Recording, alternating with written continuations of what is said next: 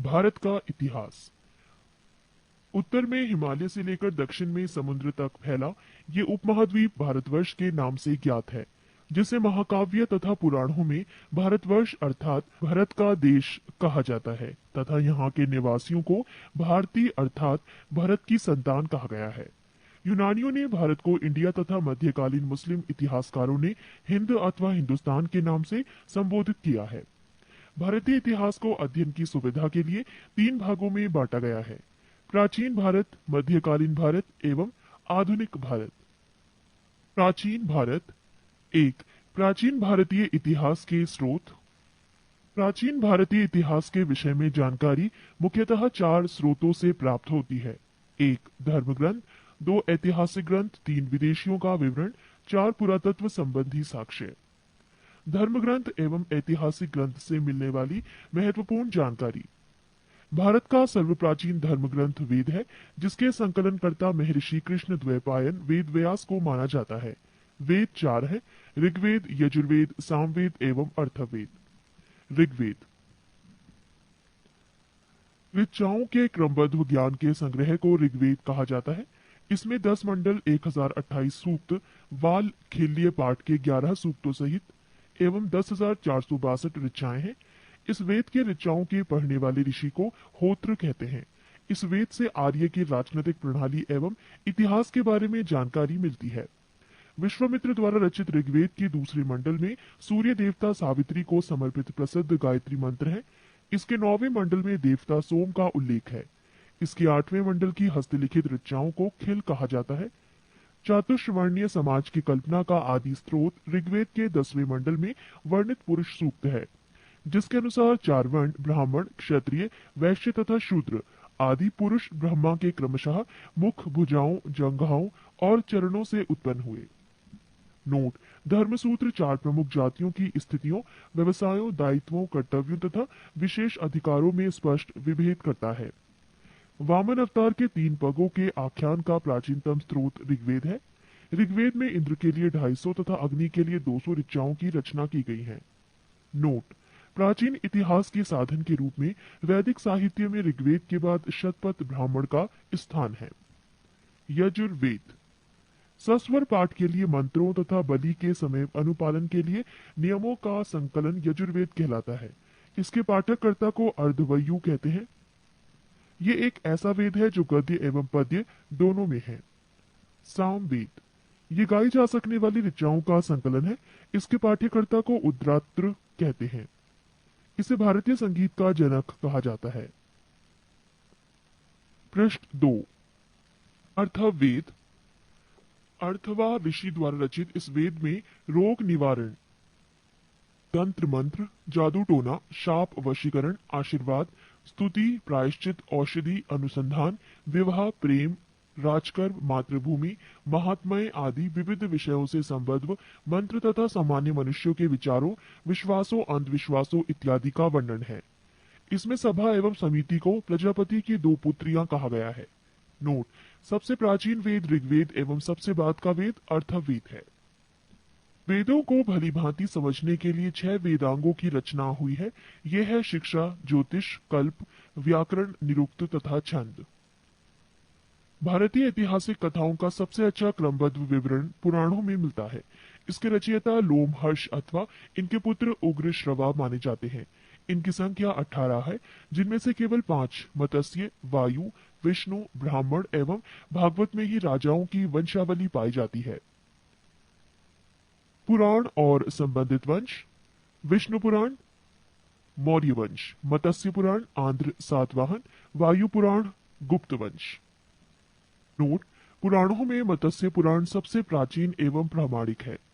अधिकतर पुराण सरल संस्कृत श्लोक में लिखे गए हैं। स्त्रियां तथा शूद्र जिन्हें वेद पढ़ने की अनुमति नहीं थी, वो भी पुराण सुन सकते थे। पुराणों का पाठ पुजारी मंदिरों में किया करते थे। स्मृति ग्रंथों में सबसे प्राचीन एवं प्रामाणिक मनुस्मृति मानी जाती है। ये शुंग काल का मानक ग्रंथ है।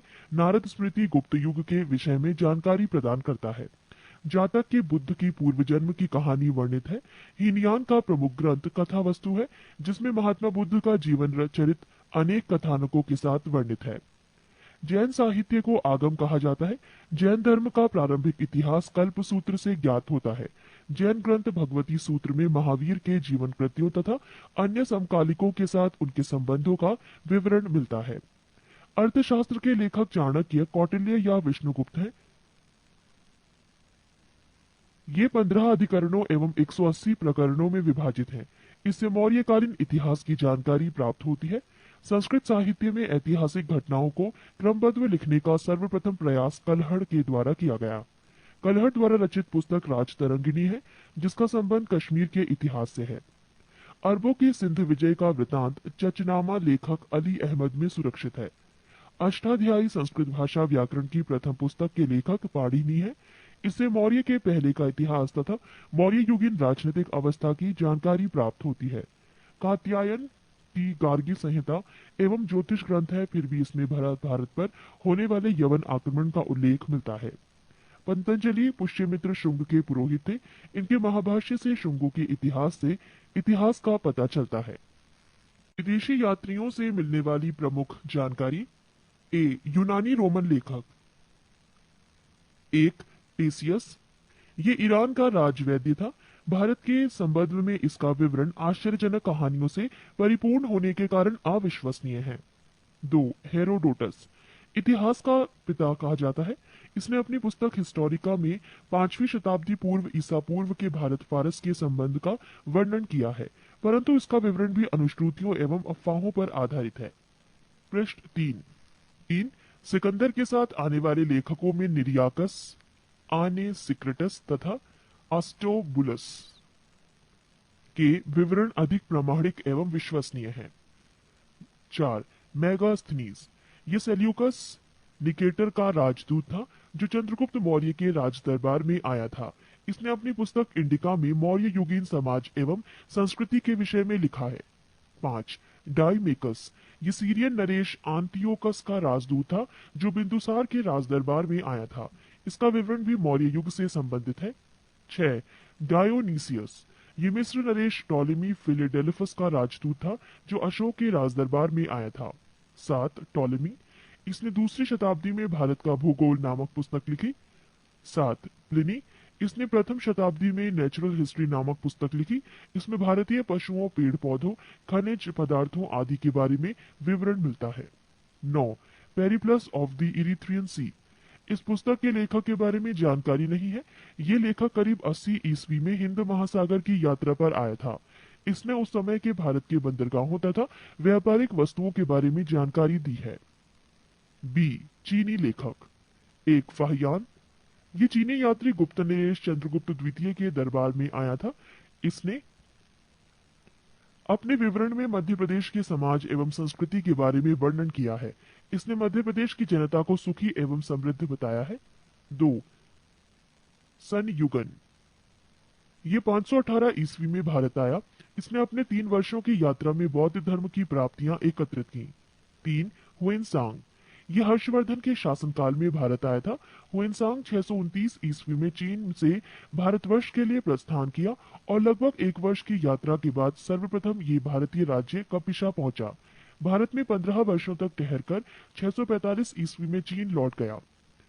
वो बिहार में नालंदा जिला स्थित नालंदा विश्वविद्यालय में अध्ययन करने तथा भारत से बौद्ध ग्रंथों को एकत्र कर ले जाने के लिए आया था। इसका भ्रमण वृतांत की नाम से प्रसिद्ध है, जिसमें 138 देशों का विवरण मिलता है।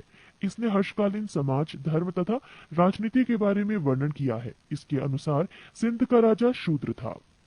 नोट: हुएनसांग के अध्ययन के समय नालंदा विश्वविद्यालय के कुलपति आचार्य शीलभद्र थे। 4. इत्सिंग, ये 7वीं शताब्दी के अंत में भारत आया। इसने अपने विवरण में नालंदा विश्वविद्यालय, विक्रमशिला विश्वविद्यालय तथा अपने समय के भारत का वर्णन किया है। अरबी लेखक। 1. अलबरूनी, ये महमूद गजनवी के साथ भारत आया था।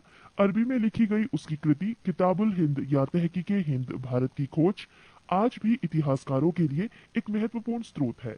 इसमें राजपूत कालीन समाज, धर्म, रीति रिवाज, राजनीति आदि पर सुंदर प्रकाश डाला गया है। अन्य लेखक। 1. तारानाथ, ये एक तिब्बती लेखक था। इसने कंग्यूर तथा तंग्यूर नामक ग्रंथ की रचना की। इनसे भारतीय इतिहास के बारे में जानकारी मिलती है। 2. Marco Polo. ये 13वीं शताब्दी के अंत में पांड्य देश की यात्रा पर आया था। इसका विवरण पांड्य इतिहास के अध्ययन के लिए उपयोगी है। पुरातत्व संबंधी साक्ष्य से मिलने वाली जानकारी। 1400 ईसा पूर्व के अभिलेख बोगास कोई एशिया माइनर से वैदिक देवता मित्र, वरुण, इंद्र और नासत्य अश्वनी कुमार के नाम मिलते हैं। पृष्ठ 4। मध्य भारत में भागवत धर्म विकसित होने का प्रमाण यवन राजदूत हेलियोडोरस के वैसनगर विदिशा गरुण स्तंभ लेख से प्राप्त होता है। सर्वप्रथम भारतवर्ष का जिक्र हाथी गुम्फा में अभिलेख में है। सर्वप्रथम दुर्भिक्ष की जानकारी देने वाला अभिलेख सोहगोरा अभिलेख है। सर्वप्रथम भारत पर होने वाले हूण आक्रमण की जानकारी भीतरी स्तंभ लेख से प्राप्त होती है। सती प्रथा का पहला लिखित साक्ष्य एरन अभिलेख शासक भानुगुप्त से प्राप्त होती है। रेशम बुनकर की श्रेणियों की जानकारी मंदसौर अभिलेख से प्राप्त होती है। नोट: अभिलेखों का अध्ययन इपिग्राफी कहलाता है।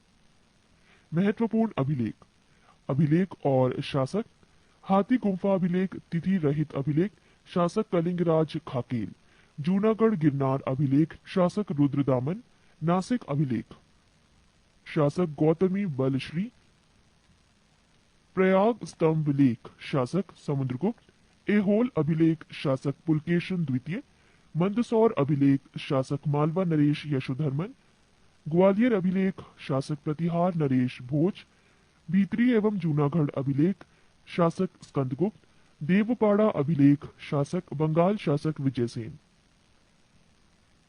कश्मीरी नवपाषाणिक पुरास्थल बुजुर्गोम से गढ़तावास गड्ढाघर का साक्ष्य मिला है। इनमें उतरने के लिए सीढ़ियां होती थीं। प्राचीनतम सिक्कों को आहत सिक्के कहा जाता है। इसी को साहित्य में कारशार्पण कहा गया है। सर्वप्रथम सिक्कों पर लेख लिखने का कार्य यवन शासकों ने किया। समुद्रगुप्त की वीणा बजाती हुई मुद्रा वाले सिक्कों से उसके संगीत प्रेमी होने का प्रमाण मिलता है। अरिकेमेडु पुदुचेरी के निकट से रोमन सिक्के प्राप्त हुए हैं। 2.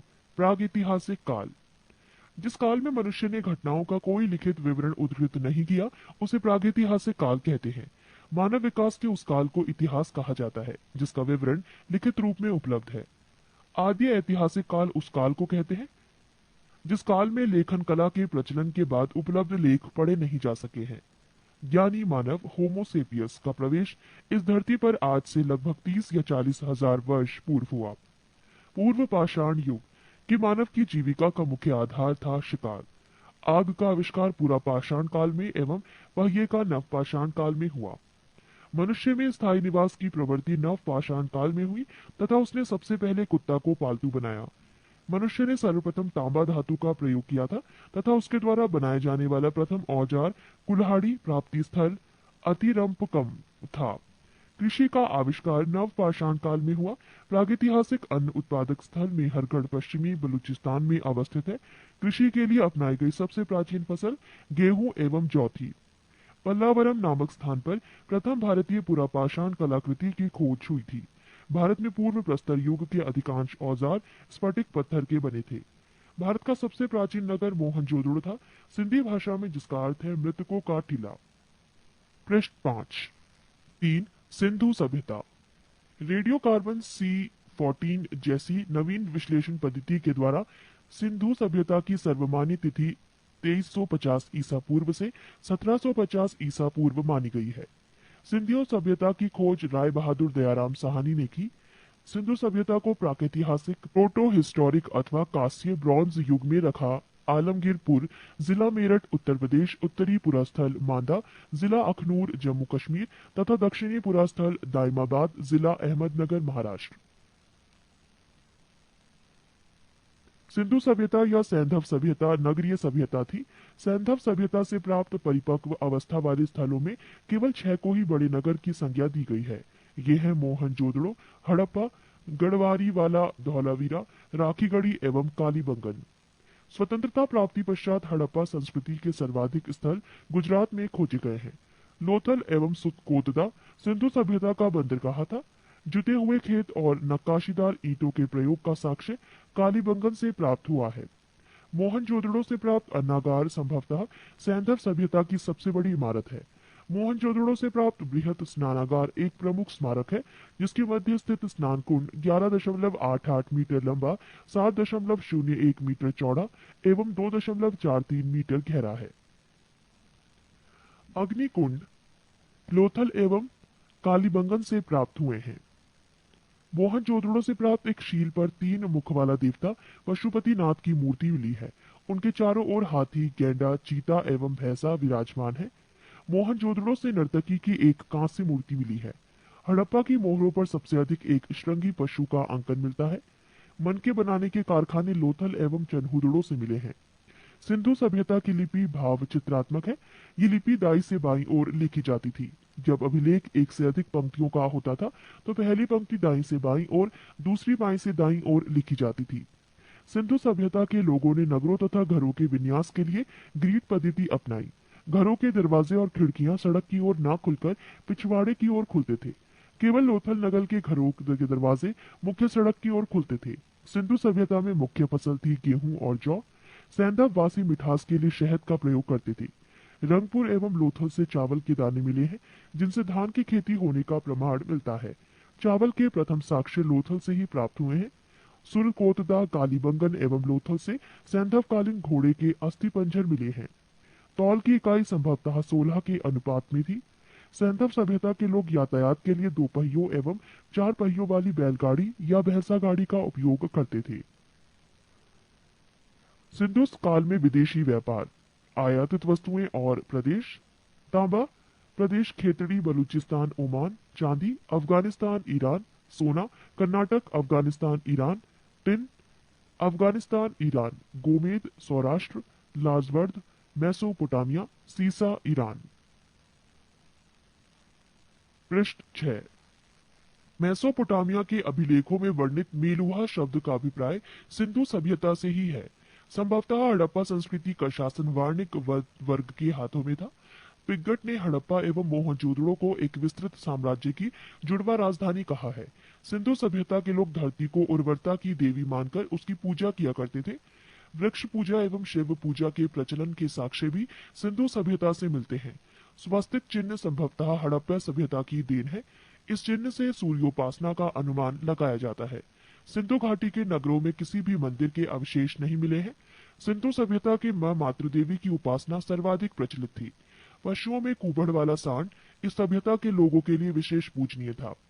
स्त्री मृण मूर्तियां, मिट्टी की मूर्तियां अधिक मिलने से ऐसा अनुमान लगाया जाता है कि सैंधव समाज मात्र सत्तात्मक था। सैंधववासी सूती एवं ऊनी वस्त्रों का प्रयोग करते थे। मनोरंजन के लिए सैंधववासी मछली पकड़ना, शिकार करना, पशु पक्षियों को आपस में लड़ाना, चौपड़ और पासा खेलना आदि साधनों का प्रयोग करते थे। सिंधु सभ्यता के लोग काले रंग से डिजाइन किए हुए लाल मिट्टी के बर्तन बनाते थे। सिंधु सभ्यता के लोग तलवार से परिचित नहीं थे। कालीबंगन के एकमात्र हड़प्पा कालीन स्थल था, जिसका निचला शहर सामान्य लोगों के रहने हेतु भी किले से घिरा हुआ था। पर्दा प्रथा एवं वेश्यावृत्ति सैंधव सभ्यता में प्रचलित थी। शवों को जलाने एवं गाड़ने यानी दोनों प्रथाएं प्रचलित थी। हड़प्पा में शवों को दफनाने जबकि मोहनजोदड़ो में जलाने की प्रथा विद्यमान थी। लोथल एवं कालीबंगा में युग्म समाधियां मिली हैं। सैंधव सभ्यता के विनाश का संभवतः सबसे प्रभावी कारण बाढ़ था। आग में पकी हुई मिट्टी को टेराकोटा कहा जाता है। सैंधव सभ्यता के प्रमुख स्थल, नदी, उत्खननकर्ता एवं वर्तमान स्थिति। 1 प्रमुख स्थल हड़प्पा, नदी रावी, उत्खननकर्ता दयाराम साहनी एवं माधो स्वरूप वत्स, वर्ष 1921। स्थिति पाकिस्तान का मोंट गोमरी जिला। 2 प्रमुख स्थल मोहनजोदड़ो, नदी सिंधु, उत्खननकर्ता राखाल दास बैनर्जी, वर्ष 1922। स्थिति पाकिस्तान के सिंध प्रांत का लड़काना जिला। 3 प्रमुख स्थल चन्हूदड़ो, रदी सिंधु, उत्खननकर्ता गोपाल मजूमदार, वर्ष 1931। स्थिति सिंध प्रांत पाकिस्तान। 4 प्रमुख स्थल कालीबंगन, नदी खग्गर, उत्खननकर्ता बीबी लाल एवं बी के थापड़, वर्ष 1953। स्थिति राजस्थान का हनुमानगढ़ जिला। 5 कोट डीजी, नदी सिंधु, उत्खननकर्ता फजल अहमद, वर्ष 1953। स्थिति सिंध प्रांत का खैरपुर स्थान। 6 रंगपुर, नदी मादर, उत्खननकर्ता रंगनाथ राव, वर्ष 1953 से 54। स्थिति गुजरात का काठियावाड़ जिला। 7। प्रमुख स्थल रोपड़। नदी सतलज। उत्खननकर्ता यज्ञदत्त शर्मा। वर्ष 1953 से 56। स्थिति पंजाब का रोपड़ जिला। 8। प्रमुख स्थल लोथल। नदी भोगवा। उत्खननकर्ता रंगनाथ राव। वर्ष 1955 से 1962। स्थिति गुजरात का अहमदाबाद जिला। 9। आलमगीरपुर। नदी हिंडन। उत्खननकर्ता यज्ञदत्त शर्मा। वर्ष 1958। स्थिति उत्तर प्रदेश का मेरठ जिला। 10। सुंत कांगी डोर। नदी दाशक। उत्खननकर्ता ऑरेंज स्टाइल जॉर्ज डेल्स। वर्ष 1927 एवं 1962। स्थिति पाकिस्तान के मकरान में समुद्र तट के किनारे। 11। बनमाली। नदी रंगोई। उत्खननकर्ता रविंद्र सिंह बिष्ट। वर्ष 1974। स्थिति हरियाणा का हिसार जिला। 12। प्रमुख स्थल धौलावीरा। नदी नील। उत्खननकर्ता रविंद्र सिंह बिष्ट। वर्ष 1990 से 91। स्थिति गुजरात के कच्छ जिला। ये थे सैंधव सभ्यता के प्रमुख स्थल, नदी, उत्खननकर्ता एवं वर्तमान स्थिति। पृष्ठ 7। 4। वैदिक सभ्यता। वैदिक काल का विभाजन दो भागों, एक ऋग्वैदिक काल 1500 से 1000 ईसा पूर्व और 2 उत्तर वैदिक काल 1000 से 600 ईसा पूर्व में किया गया है। आर्य सर्वप्रथम पंजाब एवं अफगानिस्तान में बसे। मैक्स मूलर ने आर्यों का मूल निवास स्थान मध्य एशिया को माना है। आर्यों द्वारा निर्मित सभ्यता वैदिक सभ्यता कहलाई। आर्यों द्वारा विकसित सभ्यता ग्रामीण सभ्यता थी। आर्यों की भाषा संस्कृत थी। आर्यों के प्रशासनिक इकाई आरोही क्रम से इन 5 भागों में बटा था: कुल, ग्राम, विश, जन, राष्ट्र। ग्राम के मुखिया ग्रामीणी एवं विश का प्रधान विशपति कहलाते थे। जन के शासक को राजन कहा जाता था। राज्य अधिकारियों में पुरोहित एवं सेनानी प्रमुख थे। सूत, रथाकार तथा कमादी नामक अधिकारी रत्नी कहे जाते थे। इनकी संख्या राजा सहित करीब 12 हुआ करती थी। पूरब दुर्गपति एवं स्पष्ट जनता की गतिविधियों को देखने वाले गुप्तचर होते थे। वाजपति गोचर भूमि का अधिकारी होता था। उग्र अपराधियों को पकड़ने का कार्य करता था। सभा एवं समिति राजा को सलाह देने वाली संस्था थी। सभा श्रेष्ठ एवं संभ्रांत लोगों की संस्था थी, जबकि समिति सामान्य जनता का प्रतिनिधित्व करती थी। इसके अध्यक्ष को ईशान कहा जाता था। युद्ध में कबीले का नेतृत्व राजा करता था। युद्ध के लिए गविष्टि शब्द का प्रयोग किया गया है, जिसका अर्थ है गायों की खोज। 10 राग्य युद्ध का उल्लेख ऋग्वेद के 7वें मंडल में है। ये युद्ध परशणी रावी नदी के तट पर सुदास एवं 10 जनों के बीच लड़ा गया, जिसमें सुदास विजय हुआ। ऋग्वैदिक समाज 4 वर्णों में विभक्त था। ये वर्ण थे ब्राह्मण, क्षत्रिय, वैश्य और शूद्र। ये विभाजन व्यवसाय पर आधारित था। ऋग्वेद के 10वें मंडल के पुरुष सूक्त में चतुर्वर्णी का उल्लेख किया गया है। इसमें कहा गया है कि ब्राह्मण परम पुरुष के मुख से, क्षत्रिय उनकी भुजाओं से, वैश्य उनकी जांघों से एवं शूद्र उनके पैरों से उत्पन्न हुए हैं। आर्यों का समाज पितृ प्रधान था। समाज की सबसे छोटी इकाई परिवार या कुल थी, जिसका मुखिया पिता होता था, जिसे कुलप कहा जाता था। स्त्रियां इस काल में अपने पति के साथ यज्ञ कार्य में भाग लेती थी। बाल विवाह एवं पर्दा प्रथा का प्रचलन नहीं था। विधवा अपने मृतक पति के छोटे भाई देवर से विवाह कर सकती थी। स्त्रियां शिक्षण ग्रहण करती थी। ऋग्वेद में लोपा मुद्रा, घोषा, सिक्ता, आपला एवं विश्वास जैसी विदुषी स्त्रियों का वर्णन है। उपनिषदों की कुल संख्या है 108, महापुराणों की संख्या है 18 और वेदांग की संख्या है 6। ये थी इनसे जुड़ी कुछ जानकारी। जीवन भर अविवाहित रहने वाली महिलाओं को अमाजु कहा जाता था। आर्यों की प्रमुख में मुख्य पेय पदार्थ सोमरस था। ये वनस्पति से बनाया जाता था। आर्य मुख्यतः 3 प्रकार के वस्त्रों का उपयोग करते थे: 1 वास, 2 अधिवास और 3 ऊष्णीष। अंदर पहनने वाले कपड़े को नीवी कहा जाता था। आर्यों के मनोरंजन के मुख्य साधन थे संगीत, रथ दौड़, घुड़दौड़ एवं द्रुत कीर्णा। इनसे जुड़ी कुछ और जानकारी। दिशा उत्तर वैदिक शब्द और राजा का नाम। दिशा पूर्व उत्तर वैदिक शब्द प्राची, राजा का नाम सम्राट। दिशा पश्चिम उत्तर वैदिक शब्द प्रतीची, राजा का नाम स्वराष्ट्र। दिशा उत्तर उत्तर वैदिक शब्द उदीची, राजा का नाम विराट। दिशा मध्य दक्षिण उत्तर वैदिक शब्द कुछ नहीं, राजा का नाम राजा भोज। ये थी कुछ अन्य जानकारी। पृष्ठ 8। आर्यों का मुख्य व्यवसाय पशुपालन एवं कृषि था। गाय को अधनिया न मारे जाने योग्य पशु को श्रेणी में रखा गया था। गाय की हत्या करने वाले या उसे घायल करने वाले के लिए वेदों में मृत्युदंड अथवा देश से निकाले की व्यवस्था की गई है। प्रमुख दर्शन एवं उसके प्रवर्तक। दर्शन और प्रवर्तक। चारवाक प्रवर्तक चारवाक, योग प्रवर्तक पतंजलि, साख्य प्रवर्तक कपिल, न्याय प्रवर्तक गौतम, पूर्व मीमांसा प्रवर्तक जैमिनी, उत्तर मीमांसा प्रवर्तक बादरायण, वैशेविक प्रवर्तक कणाद या उलूक। आर्य का प्रिय पशु घोड़ा एवं सर्वाधिक प्रिय देवता इंद्र थे। आर्यों द्वारा खोजी गई धातु लोहा थी, जिसे श्याम अयस कहा जाता था। तांबे को लोहित अयस कहा जाता था। व्यापार हेतु दूर दूर तक जाने वाला व्यक्ति को पढ़ी कहते थे। लेन देन में वस्तु विनिमय की प्रणाली प्रचलित थी। ऋण देकर ब्याज लेने वाला व्यक्ति को वैकनॉट सूदखोर कहा जाता था। मनुष्य एवं देवता के बीच मध्यस्थ की भूमिका निभाने वाले देवता के रूप में अग्नि की पूजा की जाती थी। ऋग्वेद में उल्लिखित सभी नदियों में सरस्वती सबसे महत्वपूर्ण तथा पवित्र मानी जाती थी। ऋग्वेद में गंगा और यमुना का उल्लेख सिर्फ एक बार हुआ है। उत्तर वैदिक काल में इंद्र के स्थान पर प्रजापति सर्वाधिक प्रिय देवता हो गए थे।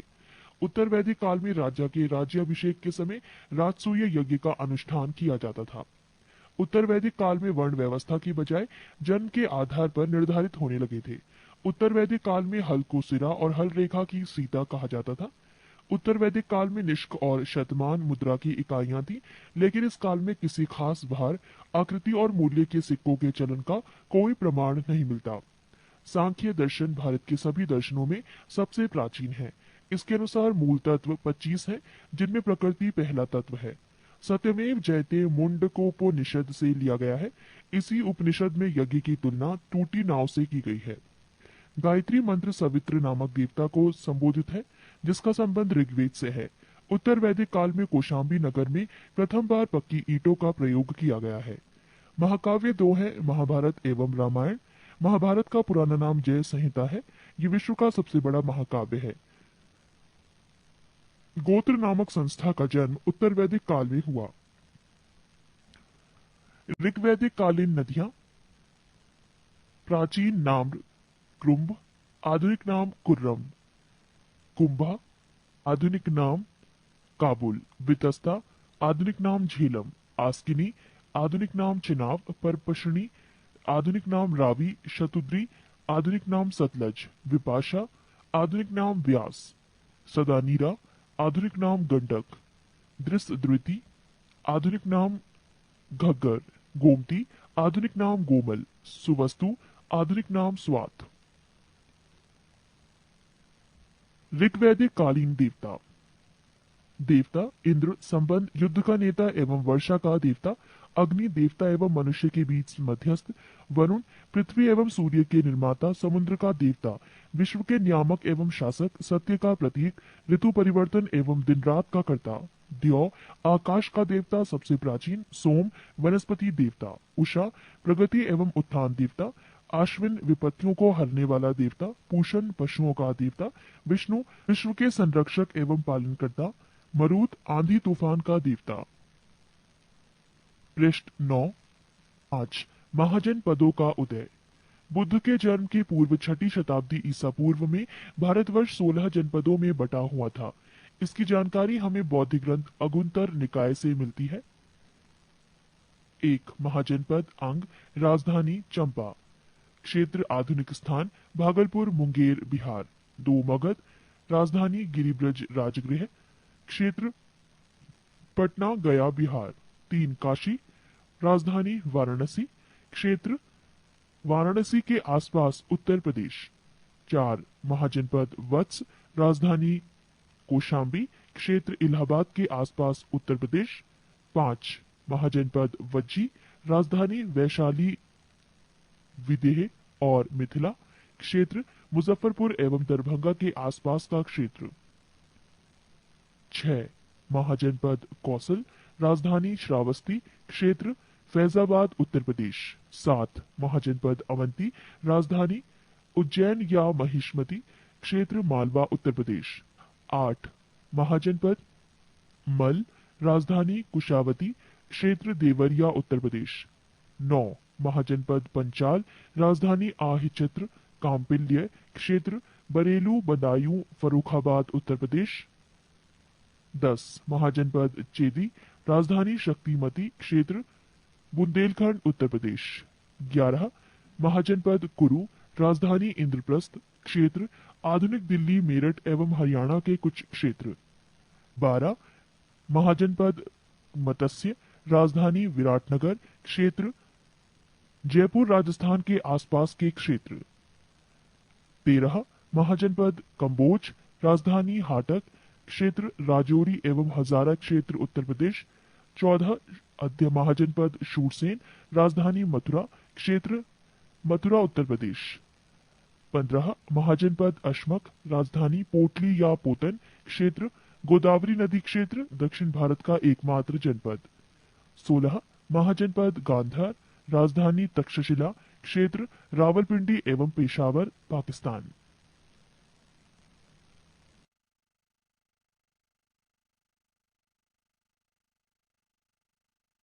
6 जैन धर्म। जैन धर्म के संस्थापक एवं प्रथम तीर्थंकर ऋषभदेव थे। जैन धर्म के 23वें तीर्थंकर आश्रमनाथ थे, जो काशी के इक्ष्वाकु वंशीय राज्य अश्वसेन के पुत्र थे। इन्होंने 30 वर्ष की अवस्था में संन्यास जीवन को स्वीकारा। इनके द्वारा दी गई शिक्षा थी: 1 हिंसा न करना, 2 सदा सत्य बोलना, 3 चोरी न करना तथा 4 संपत्ति न रखना। महावीर स्वामी जैन धर्म के 24वें एवं अंतिम तीर्थंकर हुए। महावीर का जन्म 540 ईसा पूर्व में कुंडग्राम वैशाली में हुआ था। इनके पिता सिद्धार्थ ज्ञात्रक कुल के सरदार थे और माता त्रिशला लिच्छवी राजा चेटक की बहन थी। महावीर की पत्नी का नाम यशोदा एवं पुत्री का नाम अनोंजा प्रियदर्शनी था। महावीर के बचपन का नाम वर्धमान था। इन्होंने 30 वर्ष की उम्र में माता पिता की मृत्यु के पश्चात अपने बड़े भाई नंदीवर्धन से अनुमति लेकर संन्यास जीवन को स्वीकारा था। 12 वर्षों की कठिन तपस्या के बाद महावीर को जिरम्भिक के समीप ऋजुपालिका नदी के तट पर साल वृक्ष के नीचे तपस्या करते हुए संपूर्ण ज्ञान का बोध हुआ। इसी समय से महावीर जैन विजेता, अरिहत, पूज्य और निर्ग्रंथ बंधनहीन कहलाए। महावीर ने अपना उपदेश प्राकृत अर्ध मागधी भाषा में दिया। महावीर के प्रथम अनुयायी उनके दामाद प्रियदर्शनी के पिता जामिल बने। प्रथम जैन भिक्षुणी नरेश दधिवाहन की पुत्री चंपा थी। महावीर ने अपने शिष्यों को 11 गंधर्वों में विभाजित किया था। आर्य सुधर्मा अकेला ऐसा गंधर्व था जो महावीर की मृत्यु के बाद भी जीवित रहा और जो जैन धर्म का प्रथम थेरा या मुख्य उपदेशक हुआ। लगभग 300 ईसा पूर्व में मगध में 12 वर्षों का भीषण अकाल पड़ा, जिसके कारण भद्रबाहु अपने शिष्यों सहित कर्नाटक चले गए। पृष्ठ 10। किंतु कुछ अनुयायी स्थूलभद्र के साथ मगध में ही रुक गए। भद्रबाहु के वापस लौटने पर मगध के साधुओं से उनका गहरा मतभेद हो गया, जिसके परिणाम स्वरूप जैन मत श्वेतांबर एवं दिगंबर नामक 2 संप्रदायों में बढ़ गया। स्थूलभद्र के शिष्य श्वेतांबर श्वेत वस्त्र धारण करने वाले एवं भद्रबाहु के शिष्य दिगंबर नग्न रहने वाले कहलाए। जैन धर्म के त्रिरत्न हैं: 1 सम्यक दर्शन, 2 सम्यक ज्ञान और 3 सम्यक आचरण। त्रिरत्न के अनुशीलन में निम्न 5 महाव्रतों का पालन अनिवार्य है: अहिंसा, सत्यवचन, आस्तीय, अपरिग्रह एवं ब्रह्मचर्य। जैन धर्म में ईश्वर की मान्यता नहीं है। जैन धर्म में आत्मा की मान्यता है। महावीर पुनर्जन्म एवं कर्मवाद में विश्वास करते थे। जैन धर्म के सप्तभंगी ज्ञान के अन्य नाम स्वादवाद और अनेकांतवाद है। जैन धर्म ने अपने आध्यात्मिक विचारों को सांख्य दर्शन से ग्रहण किया। जैन धर्म मानने वाले कुछ राजा थे: उदयन, वंद राजा, चंद्रगुप्त मौर्य, कलिंग नरेश खारवेल, राष्ट्रकूट राजा अमोघवर्ष, चंदेल शासक। मैसूर के गंगवंश के मंत्री चामुंड के प्रोत्साहन से कर्नाटक के श्रवणबेलगोला में 10वीं शताब्दी के मध्य भाग में विशाल बाहुबली की मूर्ति गोमतेश्वर की मूर्ति का निर्माण किया गया। खजुराहो में जैन मंदिरों का निर्माण चंदेल शासकों द्वारा किया गया। मौर्योत्तर युग में मथुरा जैन धर्म का प्रसिद्ध केंद्र था। मथुरा कला का संबंध जैन धर्म से है। जैन तीर्थंकरों की जीवनी भद्रबाहु द्वारा रचित कल्प सूत्र में है। 72 वर्ष की आयु में महावीर की मृत्यु निर्वाण 468 ईसा पूर्व में बिहार राज्य के पावापुरी राजगीर में हो गई। मल्ल राजा सरस्वती पाल के राजप्रसाद में महावीर स्वामी को निर्वाण प्राप्त हुआ था। प्रमुख जैन तीर्थंकर और उनके प्रतीक चिन्ह। जैन तीर्थंकर के नाम एवं क्रम और प्रतीक चिन्ह। ऋषभदेव प्रथम सांड, अजीतनाथ द्वितीय हाथी, संभव तृतीय घोड़ा, सपार्शव सप्तम स्वास्तिक, शांति 16वां हिरण, नामी 21वें नीलकमल, अरिष्ट नेमी 22वें शंख, पाशव 23वें सर्प, महावीर 24वें सिंह। नोट: दो जैन तीर्थंकरों ऋषभदेव एवं अरिष्ट नेमी के नामों का उल्लेख ऋग्वेद में मिलता है। अरिष्ट नेमी को भगवान कृष्ण का निकट संबंधी माना जाता है। जैन संगीतियां। संगीति प्रथम वर्ष 300 ईसा पूर्व स्थल पाटलिपुत्र अध्यक्ष स्थूलभद्र। संगीति द्वितीय वर्ष 6ठी शताब्दी स्थूल बल्लभी गुजरात अध्यक्ष क्षमा श्रवण। 7. बौद्ध धर्म। बौद्ध धर्म के संस्थापक गौतम बुद्ध थे। इन्हें एशिया का ज्योतिपुंज लाइट ऑफ एशिया कहा जाता है। गौतम बुद्ध का जन्म 563 ईसा पूर्व में कपिलवस्तु के लुम्बिनी नामक स्थान पर हुआ था। इनके पिता शुद्धोदन व शाक्य गढ़ के मुखिया थे। इनकी माता माया देवी की मृत्यु इनके जन्म के 7वें दिन ही हो गई थी। इनका लालन पोषण इनकी सौतेली मां प्रजापति गौतमी ने किया था। इनके बचपन का नाम सिद्धार्थ था। गौतम बुद्ध की विवाह 16 वर्ष की अवस्था में यशोधरा के साथ हुआ। इनके पुत्र का नाम राहुल था। पृष्ठ 11। सिद्धार्थ जब कपिलवस्तु की सैर पर निकले तो उन्होंने निम्न 4 दृश्यों को क्रमशः देखा। 1. बूढ़ा व्यक्ति, 2. एक बीमार व्यक्ति, 3. शव एवं 4. एक सन्यासी। सांसारिक समस्याओं से व्यथित होकर सिद्धार्थ ने 29 वर्ष की अवस्था में गृह त्याग किया, जिसे बौद्ध धर्म में महावीर निष्क्रमण कहा गया है। गृह त्याग करने के बाद सिद्धार्थ बुद्ध ने वैशाली के आलार कालम से सांख्य दर्शन की शिक्षा ग्रहण की। आलार कलाम सिद्धार्थ के प्रथम गुरु हुए। बुद्ध के जीवन से संबंधित बौद्ध धर्म के प्रतीक। घटना: जन्म प्रतीक कमल एवं सांड, गृह त्याग प्रतीक घोड़ा, ज्ञान प्रतीक पीपल बोधि वृक्ष, निर्वाण प्रतीक पद चिन्ह, मृत्यु प्रतीक स्तूप। आलार कालाम के बाद सिद्धार्थ ने राजगीर के रुद्र करामपुत से शिक्षा ग्रहण की। उरुवेला में सिद्धार्थ को औडीडन्य, वप्पा, भादिया, महानामा एवं अससागी नामक 5 साधक मिले। बिना अन्न जल ग्रहण किए 6 वर्ष की कठिन तपस्या के बाद 35 वर्ष की आयु में वैशाख की पूर्णिमा की रात निरंजना फल्गु नदी के किनारे पीपल वृक्ष के नीचे सिद्धार्थ को ज्ञान प्राप्त हुआ। ज्ञान प्राप्ति के बाद सिद्धार्थ बुद्ध के नाम से जाने गए। वो स्थान बोध गया कहलाया। बुद्ध ने अपना प्रथम उपदेश सारनाथ ऋषि पत्तनम में दिया, जिसे बौद्ध ग्रंथों में धर्मचक्र प्रवर्तन कहा गया है। बुद्ध ने अपने उपदेश जन साधारण की भाषा पाली में दिए। बुद्ध ने अपने उपदेश कौशल, वैशाली, कौशाम्बी एवं अन्य राज्यों में दिए।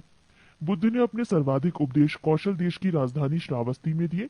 इनके प्रमुख अनुयायी शासक थे बिंबिसार, प्रसेनजित तथा उदयन। बुद्ध की मृत्यु 80 वर्ष की अवस्था में 483 ईसा पूर्व में कुशीनारा, देवरिया, उत्तर प्रदेश में चुंद द्वारा अर्पित भोजन करने के बाद हो गई, जिसे बौद्ध धर्म में महापरिनिर्वाण कहा गया है। मल्लों ने अत्यंत सम्मानपूर्वक बुद्ध का अंत्येष्टि संस्कार किया। एक अनुश्रुति के अनुसार मृत्यु के बाद बुद्ध के शरीर के अवशेषों को 8 भागों में बांटकर उन पर 8 स्तूपों का निर्माण कराया।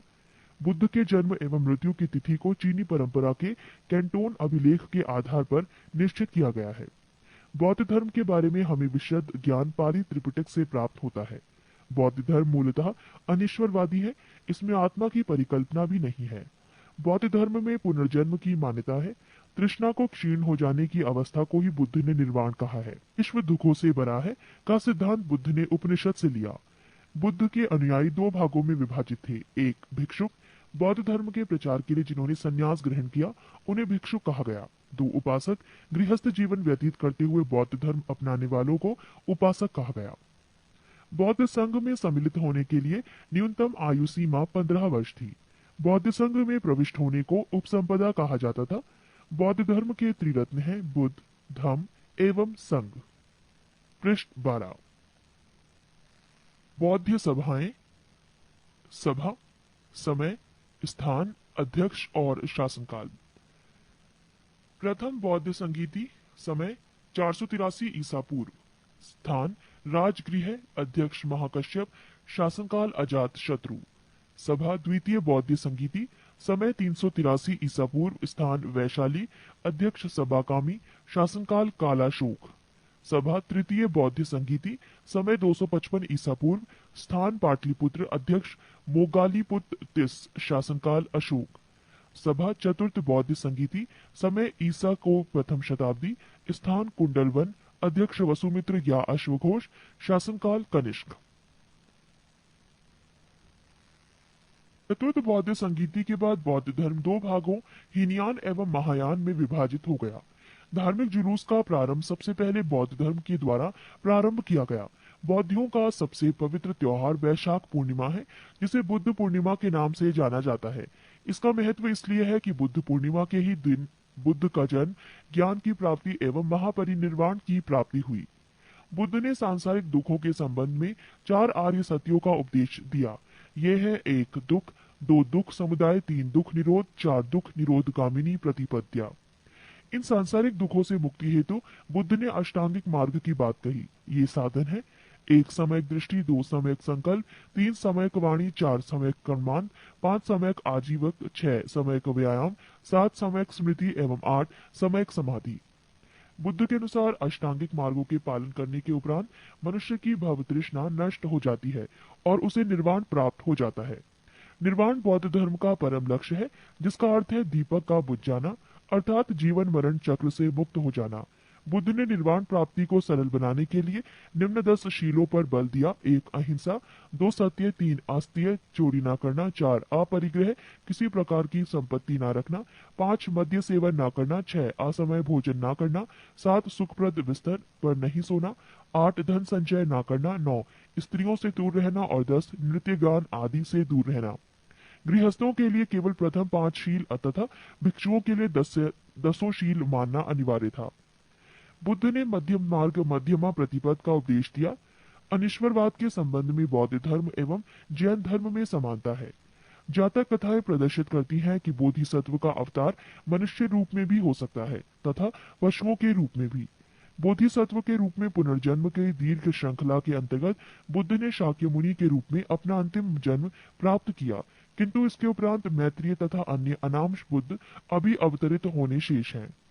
सर्वाधिक बुद्ध मूर्तियों का निर्माण गंधार शैली के अंतर्गत किया गया, लेकिन बुद्ध की प्रथम मूर्ति संभवतः मथुरा काल के अंतर्गत बनी थी। 8 शैव धर्म। भगवान शिव की पूजा करने वालों को शैव एवं शिव से संबंधित धर्म को शैव धर्म कहा गया है। शिवलिंग उपासना का प्रारंभिक पुरातात्विक साक्ष्य हड़प्पा संस्कृति के अवशेषों से मिलता है। ऋग्वेद में शिव के लिए रुद्र नामक देवता का उल्लेख है।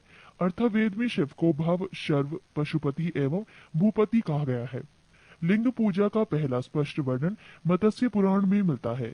महाभारत के अनुशासन पर्व से भी लिंग पूजा का वर्णन मिलता है। पृष्ठ 13। वामन पुराण में शैव संप्रदाय की संख्या 4 बताई गई है। ये है 1 पाशुपत, 2 कापालिक, 3 कालामुख, 4 लिंगायत। पाशुपत संप्रदाय शैवों का सर्वाधिक प्राचीन संप्रदाय है। इसके संस्थापक लह कुलिश थे, जिन्हें भगवान शिव के 18 अवतारों में से एक माना जाता है। पाशुपत संप्रदाय के अनुयायियों को पाचार्थिक कहा गया है। इस मत का प्रमुख सैद्धांतिक ग्रंथ पाशुपत सूत्र है। श्रीकर पंडित एक विख्यात पाशुपत आचार्य थे। कापालिक संप्रदाय के इष्ट देव भैरव थे। इस संप्रदाय का प्रमुख केंद्र श्री शैल नामक स्थान था। कालामुख संप्रदाय के अनुयायियों को शिव पुराण में महाव्रतधर कहा गया है। इस संप्रदाय के लोग नर कपाल में ही भोजन, जल तथा सुरापान करते हैं और साथ ही अपने शरीर पर चिता की भस्म मलते हैं। लिंगायत संप्रदाय दक्षिण में प्रचलित था। इन्हें जंगम भी कहा जाता था। इस संप्रदाय के लोग शिवलिंग की उपासना करते थे। बसव पुराण में लिंगायत संप्रदाय के प्रवर्तक अल्लभ प्रभु तथा उनके शिष्य बासव को बताया गया है। इस संप्रदाय को वीर शिव संप्रदाय भी कहा जाता है। 10वीं शताब्दी में मतेसेंद्र नाथ ने नाथ संप्रदाय की स्थापना की। इस संप्रदाय का व्यापक प्रचार प्रसार बाबा गोरखनाथ के समय में हुआ। दक्षिण भारत में शैव धर्म चालुक्य, राष्ट्रकूट, पल्लव एवं चोलों के समय लोकप्रिय रहा। पल्लव काल में शैव धर्म का प्रचार प्रसार नायनारों द्वारा किया गया। नायनार संतों की संख्या 63 बताई गई है, जिनमें अपार, तिरुज्ञान, संबंदर एवं सुंदर मूर्ति आदि के नाम उल्लेखनीय हैं। एलोरा के प्रसिद्ध कैलाश मंदिर का निर्माण राष्ट्रकूटों ने करवाया। चोल शासक राजराज प्रथम ने तंजौर में प्रसिद्ध राजराजेश्वर शैव मंदिर का निर्माण करवाया, जिसे बृहदेश्वर मंदिर के नाम से भी जाना जाता है। कुषाण शासकों की मुद्राओं पर शिव एवं नंदी का एक साथ अंकन प्राप्त होता है। संप्रदाय और संस्थापक। आजीवक संस्थापक मक्खली पुत्र गोशाल, घोर अक्रियावाद पूरण कश्यप, यदृच्छावाद आचार्य अजित, भौतिकवादी फकुद कच्चायन भौतिक दर्शन, अनिश्चयवादी संजय वैठली पुत्र।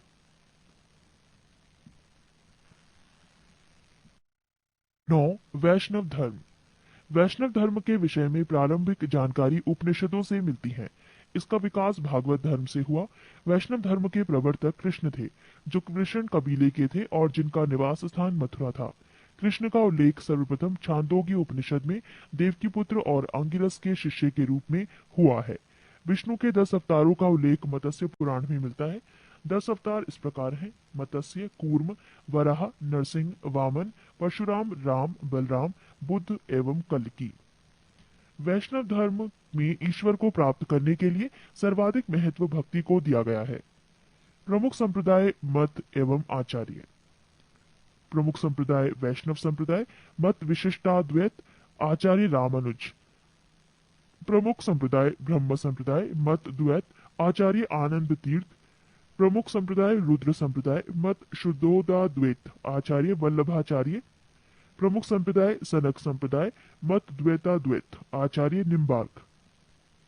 प्रमुख संप्रदाय संस्थापक एवं पुस्तक। प्रमुख संप्रदाय बरकरी, संस्थापक नामदेव, पुस्तक नील। श्री वैष्णव संस्थापक रामानुज, पुस्तक ब्रह्मसूत्र।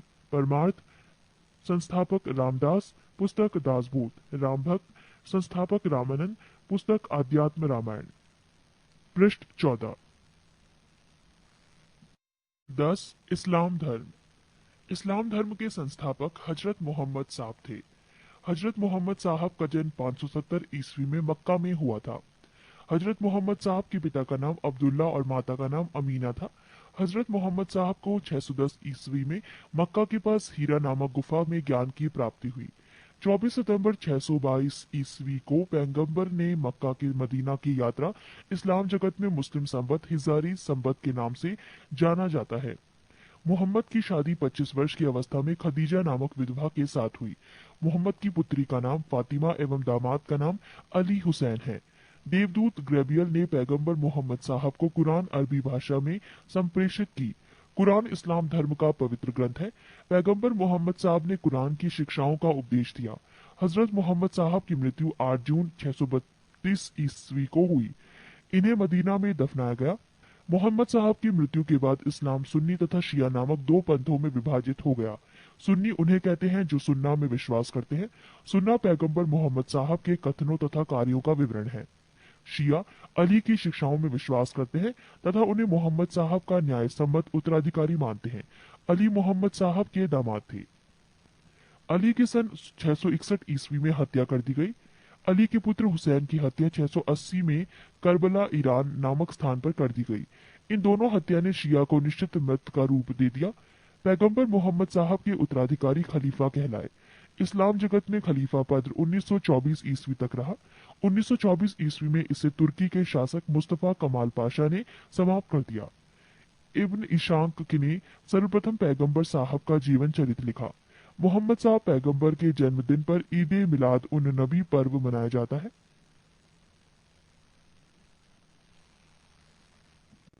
11. ईसाई धर्म। ईसाई धर्म के संस्थापक हैं ईसा मसीह। ईसाई धर्म का प्रमुख ग्रंथ है बाइबल। ईसा मसीह का जन्म जेरूसलम के निकट बैथलेहम नामक स्थान पर हुआ था। ईसा के जन्म दिवस को क्रिसमस के रूप में मनाया जाता है। ईसा मसीह के माता का नाम मैरी और पिता का नाम जोसेफ है। ईसा ने अपने जीवन के प्रथम 30 वर्ष एक बढ़ई के रूप में बेथलेहम के निकट नाजरेत में बताए। ईसा मसीह के प्रथम 2 शिष्य थे एंडूस एवं पीटर। ईसा मसीह को सूली पर रोमन गवर्नर पोंटियस ने चढ़ाया। ईसा मसीह को 33 ईस्वी पर सूली पर चढ़ाया। ईसाई धर्म का सबसे पवित्र चिन्ह क्रॉस है। ईसाई त्रित्व में विश्वास रखते हैं, वो है ईश्वर पिता, ईश्वर पुत्र ईसा, ईश्वर पवित्र आत्मा। पारसी धर्म। पारसी धर्म के पैगंबर जरथुष्ट्र ईरानी थे। इनके शिक्षाओं का संकलन जेंद अवेस्ता नामक ग्रंथ में है, जो पारसियों का धार्मिक ग्रंथ है। इनकी मूल शिक्षा का सूत्र है सद्विचार, सद्वचन तथा सत्कार्य। इसके अनुयायी एक ईश्वर अहुर को मानते हैं। इस धर्म के अनुयायियों को अग्नि पूजक भी कहा जाता है। पृष्ठ 15। 12। मगध राज्य का उत्कर्ष। मगध के सबसे प्राचीन वंश के संस्थापक बृहद्रथ था। इसकी राजधानी गिरिब्रिज राजगृह थी। जरासंध बृहद्रथ का पुत्र था। हर्यक वंश के संस्थापक बिंबिसार मगध की गद्दी पर 544 ईसा पूर्व बौद्ध ग्रंथों के अनुसार में बैठा था। वो बौद्ध धर्मों का अनुयायी था। बिंबिसार ने ब्रह्मदत्त को हराकर अंग राज्य को मगध में मिला लिया। बिंबिसार ने राजगृह का निर्माण कर उसे अपनी राजधानी बनाया। बिंबिसार ने मगध पर करीब 52 वर्षों तक शासन किया। महात्मा बुद्ध की सेवा में बिंबिसार ने राजवैद्य जीवक को भेजा। अवंती के राजा प्रद्योत जब पांडु रोग से ग्रसित थे, उस समय भी बिंबिसार ने जीवक को उनकी सेवा सुश्रूषा के लिए भेजा था। बिंबिसार ने वैवाहिक संबंध स्थापित कर अपने साम्राज्य का विस्तार किया। इसने कौशल नरेश प्रसेनजित की बहन महाकौशला से, वैशाली के चेटक की पुत्री चेलना से तथा मद्र देश आधुनिक पंजाब की राजकुमारी क्षेमा से शादी की। बिंबिसार की हत्या उसके पुत्र अजातशत्रु ने कर दी और वो 493 ईसा पूर्व में मगध की गद्दी पर बैठा। अजातशत्रु का उपनाम कुर्णिक था। अजातशत्रु ने 32 वर्षों तक मगध पर शासन किया। अजातशत्रु प्रारंभ में जैन धर्म का अनुयायी था।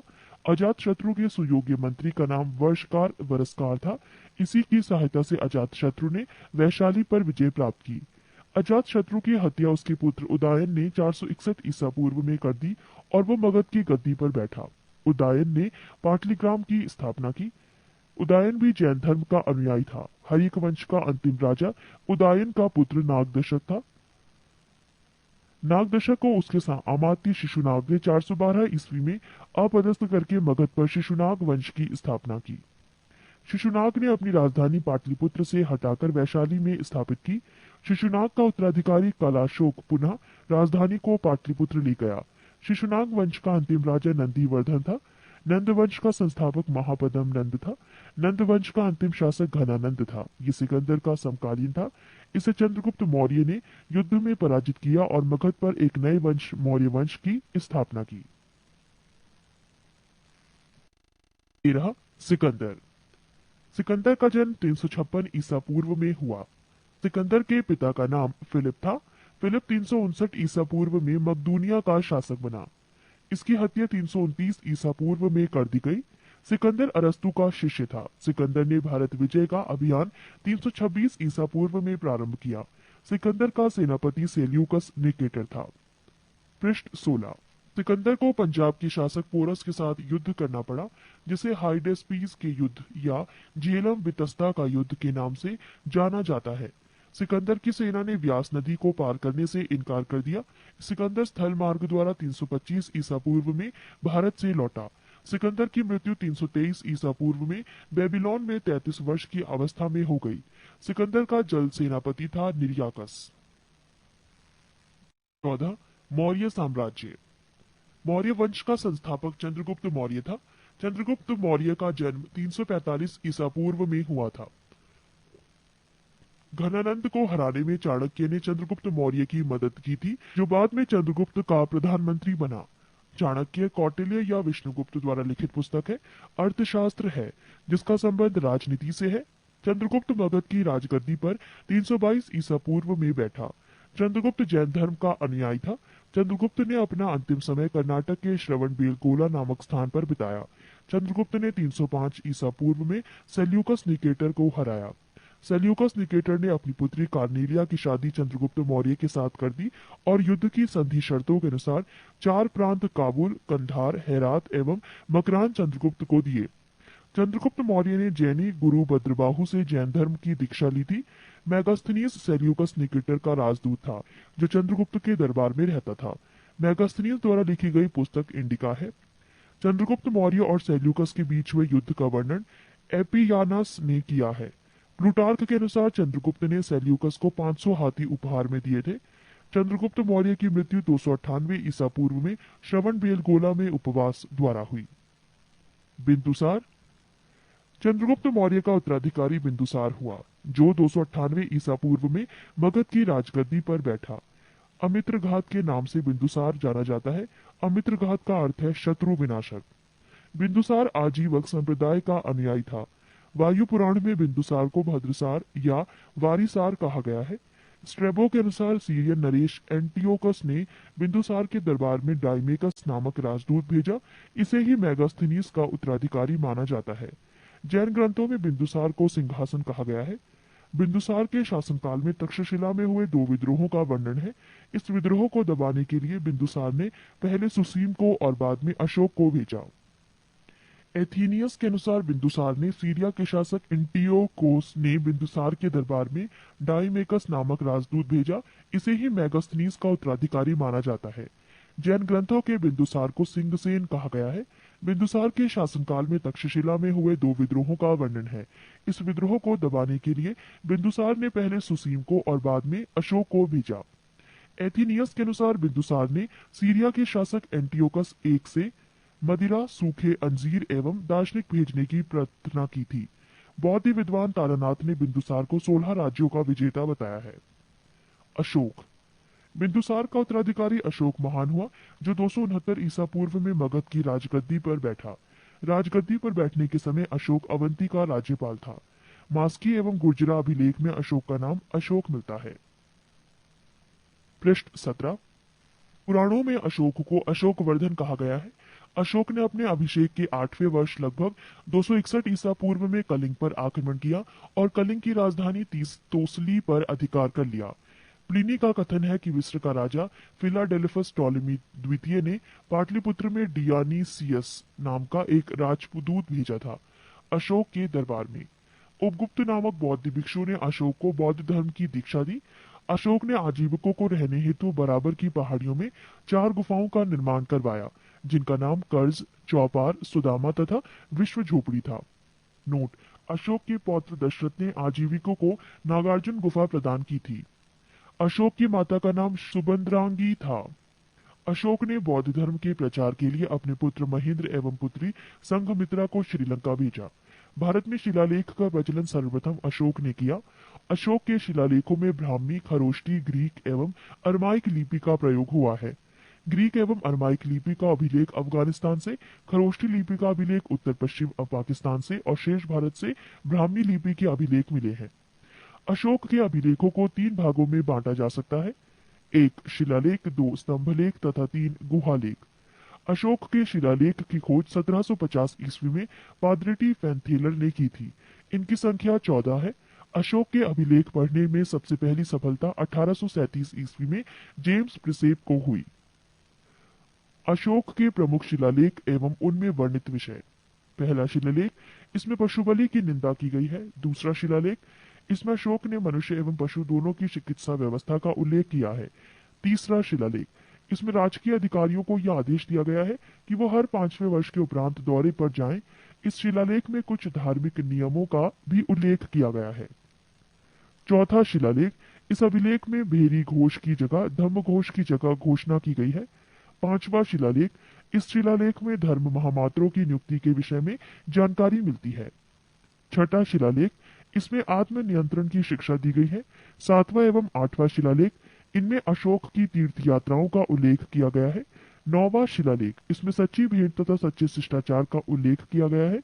10वां शिलालेख, इसमें अशोक ने आदेश दिया है कि राजा तथा उच्च अधिकारी हमेशा प्रजा के हित में सोचे। 11वां शिलालेख, इसमें धम्म की व्याख्या की गई है। 12वां शिलालेख, इसमें स्त्री महामात्रों की नियुक्ति एवं सभी प्रकार के विचारों के सम्मान की बात कही गई है। 13वां शिलालेख, इसमें कलिंग युद्ध का वर्णन एवं अशोक के हृदय परिवर्तन की बात कही गई है। इसी में पड़ोसी राजाओं का वर्णन है। 14वां शिलालेख, अशोक ने जनता को धार्मिक जीवन बिताने के लिए प्रेरित किया। प्रश्न 18।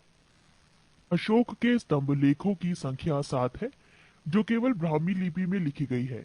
ये 6 अलग अलग स्थानों से प्राप्त हुआ है। 1 प्रयाग स्तंभ लेख, ये पहले कौशाम्बी में स्थित था।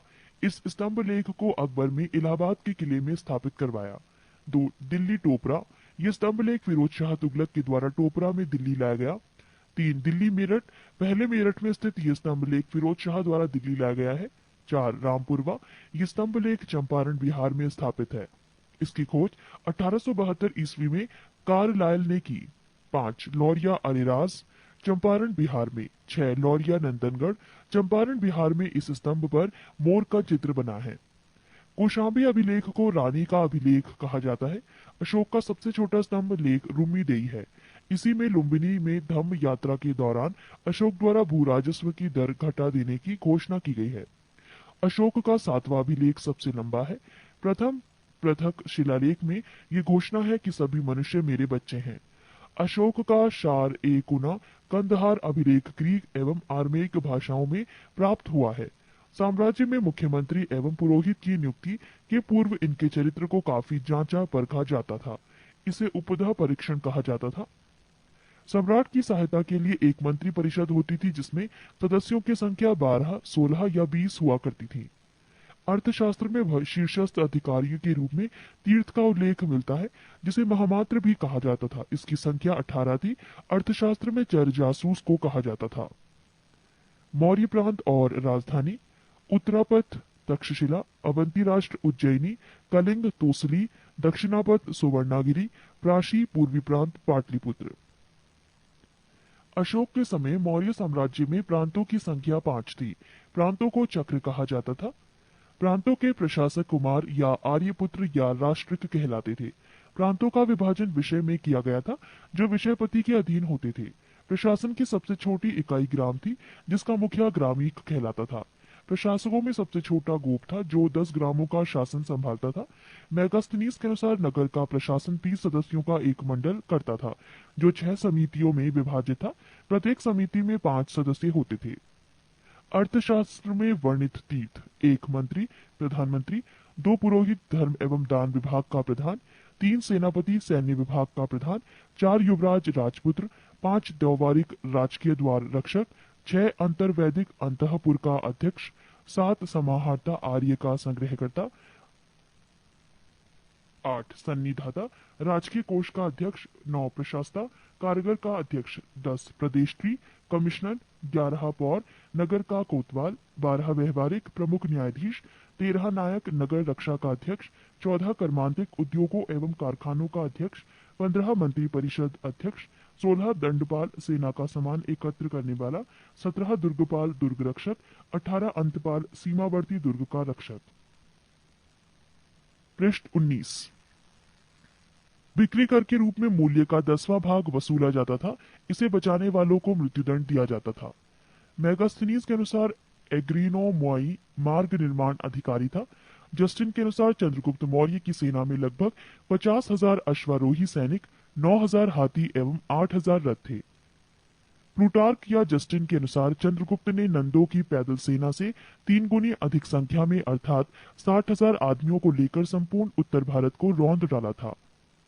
प्रशासनिक समिति एवं उसके कार्य: समिति और कार्य: प्रथम समिति कार्य उद्योग एवं शिल्प कार्य का निरीक्षण, द्वितीय समिति विदेशियों की देखरेख, तृतीय समिति जन्म मरण का विवरण रखना, चतुर्थ व्यापार एवं वाणिज्य की देखभाल, पंचम निम्रित वस्तुओं के विक्रय का निरीक्षण, षष्ठ बिक्री कर वसूल करना।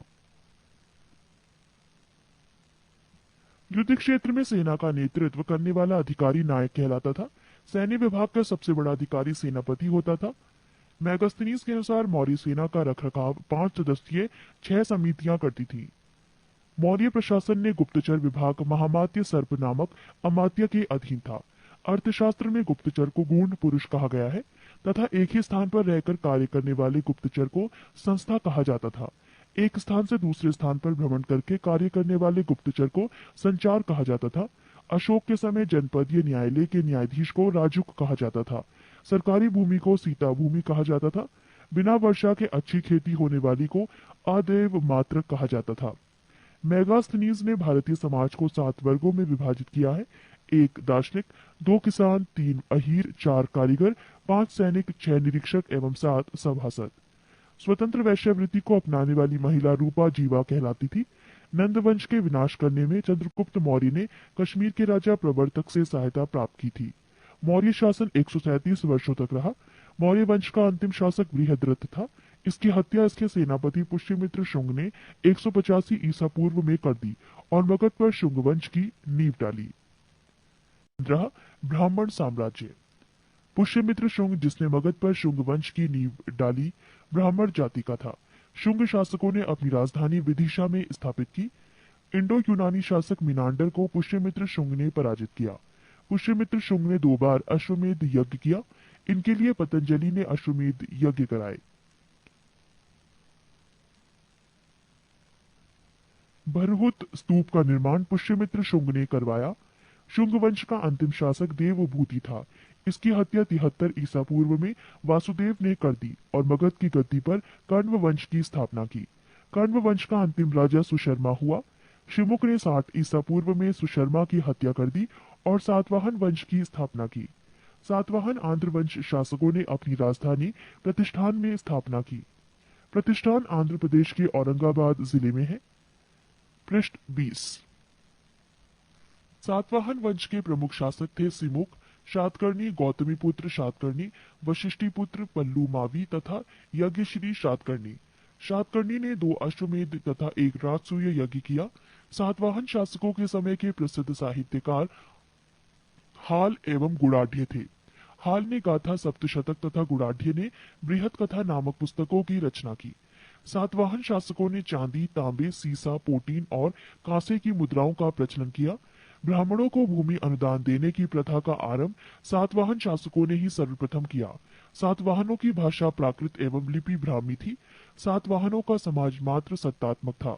सातवाहनों की महत्वपूर्ण स्थापत्य कृतियां हैं कार्ले का चैत्य, अजंता एवं एलोरा की गुफाओं का निर्माण एवं अमरावती कला का विकास।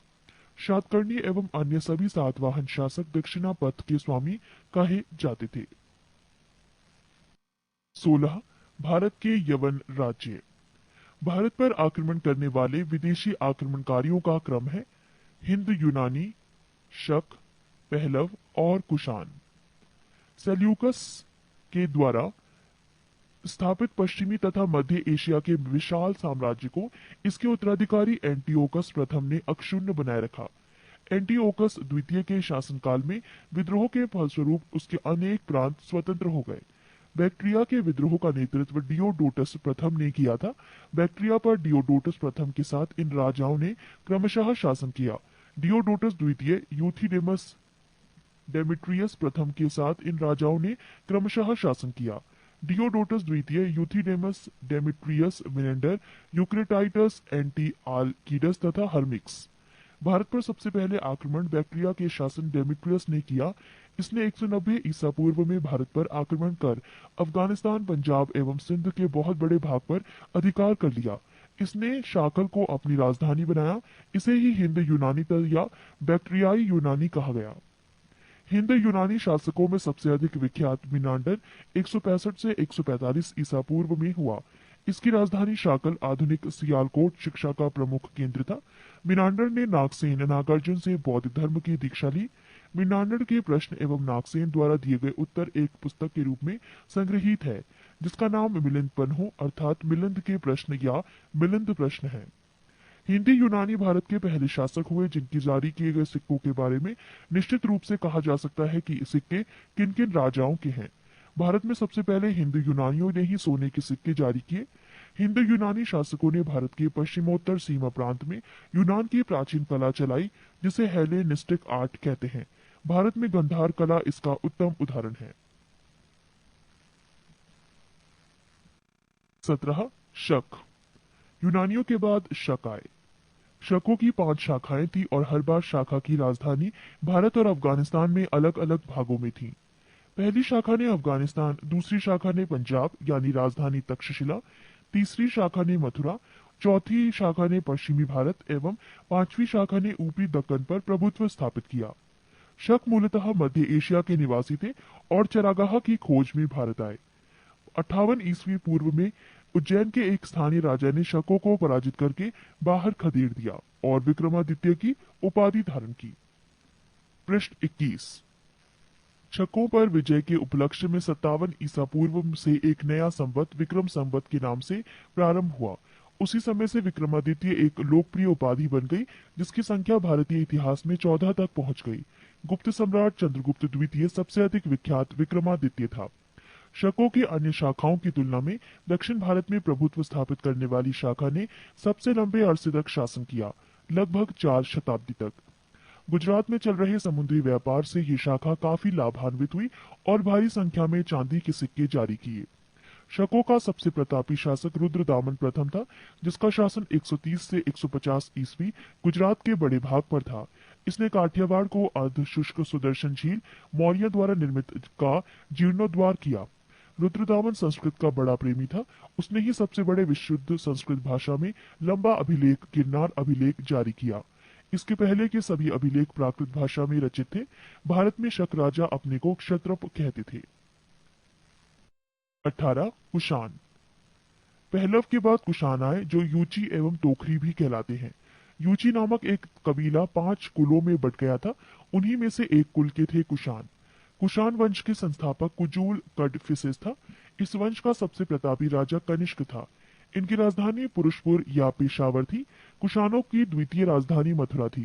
कनिष्क ने 78 ईस्वी गद्दी पर बैठने के समय में एक संवत चलाया, जो शक संवत कहलाता है, जिसे भारत सरकार द्वारा प्रयोग में लाया जाता है। बौद्ध धर्म की चौथी बौद्ध संगीति कनिष्क के शासनकाल में कुंडल वन कश्मीर में प्रसिद्ध बौद्ध विद्वान वसुमित्र की अध्यक्षता में हुई। कनिष्क बौद्ध धर्म के महायान संप्रदाय का अनुयायी था। आरंभिक कुषाण शासकों ने भारी संख्या में स्वर्ण मुद्राएं जारी की, जिनकी शुद्धता गुप्त काल की स्वर्ण मुद्राओं से उत्कृष्ट है। कनिष्क का राज्य वैद्य आयुर्वेद का विख्यात विद्वान चरक था, जिसने चरक संहिता की रचना की। महाविभाष सूत्र के रचनाकार वसुमित्र हैं। इसे ही बौद्ध धर्म का विश्वकोश कहा जाता है। कनिष्क के राजकवि अश्वघोष ने बौद्धियों का रामायण बुद्ध चरित्र की रचना की। वसुमित्र, पार्श्व नागार्जुन, महाचेत और संघर्षा भी कनिष्क के दरबार की विभूति थे। भारत का आइंस्टीन नागार्जुन को कहा जाता है। इनकी पुस्तक माध्यमिक सूत्र, इस पुस्तक में नागार्जुन ने सापेक्षता का सिद्धांत प्रस्तुत किया था। है कनिष्क की मृत्यु 102 ईस्वी में हो गई। कुषाण वंश का अंतिम शासक वासुदेव था। गंधार शैली एवं मथुरा शैली का विकास कनिष्क के शासनकाल में हुआ था। रेशम मार्ग पर नियंत्रण रखने वाले शासकों में सबसे प्रसिद्ध कुषाण थे। नोट: रेशम बनाने का तकनीक का आविष्कार का सबसे पहले चीन में हुआ था। 19 गुप्त साम्राज्य। गुप्त साम्राज्य का उदय तीसरी शताब्दी के अंत में प्रयाग के निकट कौशाम्बी में हुआ। गुप्त वंश का संस्थापक श्रीगुप्त 240 से 280 ईस्वी था। श्रीगुप्त का उत्तराधिकारी घटोत्कच 280 से 320 ईस्वी में हुआ। गुप्त वंश का प्रथम महान सम्राट चंद्रगुप्त प्रथम था। ये 320 ईस्वी में गद्दी पर बैठा। इसने लिच्छवी राजकुमारी देवी से विवाह किया। इसने महाराज धीराज की उपाधि धारण की। गुप्त संवत 319 से 320 ईस्वी की शुरुआत चंद्रगुप्त प्रथम ने की। पृष्ठ 22। चंद्रगुप्त प्रथम का उत्तराधिकारी समुद्रगुप्त हुआ, जो 335 ईस्वी में राजगद्दी पर बैठा। इसने आर्यव्रत के 9 शासकों और दक्षिणाव्रत के 12 शासकों को पराजित किया। इन्हीं विजयों के कारण इसे भारत का नेपोलियन कहा जाता है। समुद्रगुप्त का दरबारी कवि हरिशेन था, जिसने इलाहाबाद प्रशस्ति लेख की रचना की। समुद्रगुप्त विष्णु का उपासक था। समुद्रगुप्त ने अश्वमेध कर्ता की उपाधि धारण की। समुद्रगुप्त संगीत प्रेमी था। ऐसा अनुमान उसके सिक्कों पर उसे वीणा वादन करते हुए दिखाए जाने से लगाया गया है। समुद्रगुप्त ने विक्रमांक की उपाधि धारण की थी। इसे कविराज भी कहा जाता था। समुद्रगुप्त का उत्तराधिकारी चंद्रगुप्त द्वितीय हुआ, जो 380 ईस्वी में राजगद्दी पर बैठा। चंद्रगुप्त द्वितीय के शासनकाल में चीनी बौद्ध यात्री फाहियान भारत आया। शकों पर विजय के उपलक्ष्य में चंद्रगुप्त द्वितीय ने चांदी के सिक्के चलाए। चंद्रगुप्त द्वितीय का उत्तराधिकारी कुमारगुप्त प्रथम या गोविंद गुप्त 415 ईस्वी से 454 ईस्वी पे हुआ। नालंदा विश्वविद्यालय की स्थापना कुमारगुप्त ने की थी।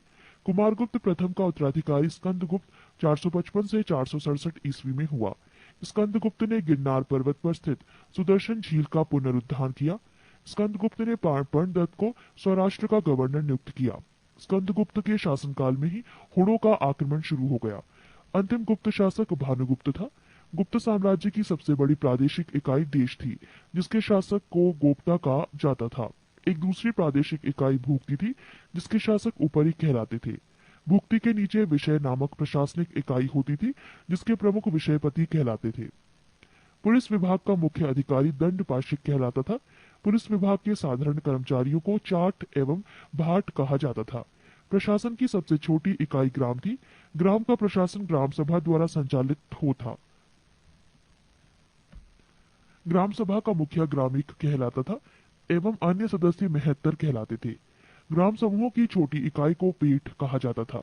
गुप्त शासक कुमार गुप्त के दामोदरपुर ताम्रपुत्र में भूमि बिक्री संबंधी अधिकारियों के क्रियाकलापों का उल्लेख है। भू राजस्व कुल उत्पादन का 1/4 भाग से 1/6 भाग हुआ करता था। आर्थिक उपयोगिता के आधार पर निम्न प्रकार की भूमि थी: 1 क्षेत्र कृषि करने योग्य भूमि, 2 वास्तु वास करने योग्य भूमि, 3 चरागाह भूमि पशुओं के चारा योग्य भूमि, 4 खेल्य ऐसी भूमि जो जोतने योग्य नहीं होती थी, 5 अपृहत ऐसी भूमि जो जंगली होती थी। सिंचाई के लिए रहट या घंटी यंत्र का प्रयोग होता था। श्रेणी के प्रधान को ज्येष्ठक कहा जाता था। गुप्त काल में उज्जैन सर्वाधिक महत्वपूर्ण व्यापारिक केंद्र था। गुप्त राजाओं ने सर्वाधिक स्वर्ण मुद्राएं जारी की। इनकी स्वर्ण मुद्राओं को अभिलेखों में दीनार कहा गया है। पृष्ठ 23। कायस्थों का सर्वप्रथम वर्णन याज्ञवल्क्य स्मृति में मिलता है। जाति के रूप में कायस्थों का सर्वप्रथम वर्णन औशनम स्मृति में मिलता है। विंध्य जंगल में शबर जाति के लोग अपने देवताओं को मनुष्य का मांस चढ़ाते थे। पहली बार किसी के सती होने का प्रमाण 510 ईस्वी के भानुगुप्त के एरन अभिलेख से मिलता है, जिसमें किसी भोजराज की मृत्यु पर उसकी पत्नी के सती होने का उल्लेख है। गुप्त काल में वैश्यवृत्ति करने वाली महिलाओं को गढ़िका कहा जाता था। वृद्ध वैश्याओं को कुटनी कहा जाता था। गुप्त सम्राट वैष्णव धर्म के अनुयायी थे तथा उन्होंने इसे राजधर्म बनाया था। विष्णु का वाहन गरुण गुप्तों का राज चिन्ह था। गुप्त काल में वैष्णव धर्म संबंधी सबसे महत्वपूर्ण अवशेष देवगढ़ झांसी का दशावतार मंदिर है। अजंता में निर्मित कुल 29 गुफाओं में वर्तमान में केवल 6 ही शेष हैं, जिनमें गुफा संख्या 16 एवं 17 ही गुप्तकालीन है। इसमें गुफा संख्या 16 में उत्कीर्ण मरणासन राजकुमारी का चित्र प्रशंसनीय है। गुफा संख्या 17 के चित्र का चित्रशाला कहा गया है। इस चित्रशाला में बुद्ध के जन्म, जीवन, महाभिनिष्क्रमण एवं महापरिनिर्वाण की घटनाओं से संबंधित चित्र उद्धृत किए गए हैं। अजंता की गुफाएं बौद्ध धर्म की महायान शाखा से संबंधित है। गुप्त काल में निर्मित अन्य गुफा बाघ की गुफा है, जो ग्वालियर के समीप बाघ नामक स्थान पर विंध्य पर्वत को काटकर बनाई गई थी। चंद्रगुप्त द्वितीय के शासनकाल में संस्कृत भाषा का सबसे प्रसिद्ध कवि कालिदास थे। चंद्रगुप्त द्वितीय के दरबार में रहने वाला आयुर्वेदाचार्य धनवंतरी थे। गुप्त काल में विष्णु शर्मा द्वारा लिखित पंचतंत्र संस्कृत को संसार का सर्वाधिक प्रचलित ग्रंथ माना जाता है। बाइबल के बाद इसका स्थान दूसरा है।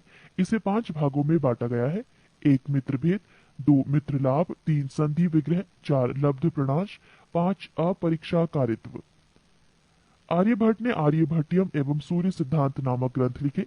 इसी ने सर्वप्रथम बताया कि पृथ्वी सूर्य के चारों ओर घूमती है। चंद्रगुप्त द्वितीय के दरबार में रहने वाले कुछ प्रमुख विद्वान थे: आर्यभट्ट, वराहमिहिर, धनवंतरी, ब्रह्मगुप्त आदि। पुराणों की वर्तमान रूप में रचना गुप्त काल में हुई। इसमें ऐतिहासिक परंपराओं का उल्लेख है। गुप्त काल में चांदी के सिक्कों को रुपयका कहा जाता था। याज्ञवल्क्य, नारद, कात्यायन एवं बृहस्पति स्मृतियों की रचना गुप्त काल में ही हुई। मंदिर बनाने की कला का जन्म गुप्त काल में ही हुआ। सांस्कृतिक उपलब्धियों के कारण गुप्त काल को भारतीय इतिहास का स्वर्ण युग कहा जाता है। गुप्तकालीन प्रसिद्ध मंदिर: विष्णु मंदिर, तिगवा, जबलपुर, मध्य प्रदेश; शिव मंदिर, भूमरा, नागौदा, मध्य प्रदेश; पार्वती मंदिर, नैना कुठार, मध्य प्रदेश; दशावतार मंदिर, देवगढ़, झांसी, उत्तर प्रदेश; शिव मंदिर, खो, नागौद, मध्य प्रदेश; भीतर गांव मंदिर यानी लक्ष्मण मंदिर, ईंटों द्वारा निर्मित, भीतरगांव, कानपुर, उत्तर प्रदेश। 20 पुष्यभूति वंश या वर्धन वंश: गुप्त वंश के पतन के बाद जिन नए राजवंशों का उद्भव हुआ, उनमें मैत्रक, मौखरी, पुष्यभूति, परवर्ती गुप्त और गौड़ प्रमुख हैं। इन राजवंशों में पुष्यभूति वंश के शासकों ने सबसे विशाल साम्राज्य स्थापित किया। पृष्ठ 24। पुष्यभूति वंश के संस्थापक पुष्यभूति था। इनकी राजधानी थानेश्वर हरियाणा प्रांत के करनाल जिले में स्थित वर्तमान थानेसर नामक स्थान थी। प्रभाकर वर्धन इस वंश की स्वतंत्रता का जन्मदाता था तथा प्रथम प्रभावशाली शासक था, जिसने परम भट्टारक और महाराजा धीराज जैसी सम्मानजनक उपाधियां धारण की। प्रभाकर वर्धन की पत्नी यशोमती से दो पुत्र राज्यवर्धन और हर्षवर्धन तथा एक कन्या राजश्री उत्पन्न हुई। राजश्री का विवाह कन्नौज के मौखरी राजा गृहवर्मा के साथ हुआ। मालवा के शासक देवगुप्त ने गृहवर्मा की हत्या कर दी और राजश्री को बंदी बनाकर कारागार में डाल दिया। राज्यवर्धन ने देवगुप्त को मार डाला, परंतु देवगुप्त के मित्र गौड़ नरेश शशांक ने धोखा देकर राज्यवर्धन की हत्या कर दी। नोट: शशांक शैव धर्म का अनुयायी था। इसने बोधि वृक्ष बोध गया को कटवा दिया। राज्यवर्धन की मृत्यु के बाद 606 ईस्वी में 16 वर्ष की अवस्था में हर्षवर्धन थानेश्वर की गद्दी पर बैठा। हर्ष को शिलादित्य के नाम से भी जाना जाता था। इसने परम भट्टारक नरेश की उपाधि धारण की थी। हर्ष ने शशांक को पराजित करके कन्नौज पर अधिकार कर लिया तथा उसे अपनी राजधानी बनाया। हर्ष और पुलकेशन द्वितीय के बीच नर्मदा नदी के तट पर युद्ध हुआ, जिसमें हर्ष की पराजय हुई। चीनी यात्री हुएनसांग हर्षवर्धन के शासनकाल में भारत आया। नोट: हुएनसांग को यात्रियों में राजकुमार, नीति का पंडित एवं वर्तमान शाक्य मुनि कहा जाता है। वो नालंदा विश्वविद्यालय में पढ़ने एवं बौद्ध ग्रंथ संग्रह करने के उद्देश्य से भारत आया था। हर्ष 641 ईस्वी में अपने दूत चीन भेजे तथा 643 ईस्वी एवं 645 ईस्वी में दो चीनी दूत उसके दरबार में आए। हर्ष ने कश्मीर के शासक से बुद्ध के दंत अवशेष बलपूर्वक प्राप्त किए। हर्ष के पूर्वज भगवान शिव और सूर्य के अनन्य उपासक थे। प्रारंभ में हर्ष भी अपने कुल देवता शिव का परम भक्त था। चीनी यात्री हुएनसांग से मिलने के बाद उसने बौद्ध धर्म की महायान शाखा को राज्यश्रेय प्रदान किया तथा वो पूर्ण बौद्ध बन गया। हर्ष के समय में नालंदा महाविहार महायान बौद्ध धर्म की शिक्षा का प्रधान केंद्र था। हर्ष के समय में प्रयाग में प्रति 5वें वर्ष एक समारोह आयोजित किया जाता था, जिसे महामोक्ष परिषद कहा जाता था। हुएनसांग स्वयं छठे समारोह में सम्मिलित हुआ।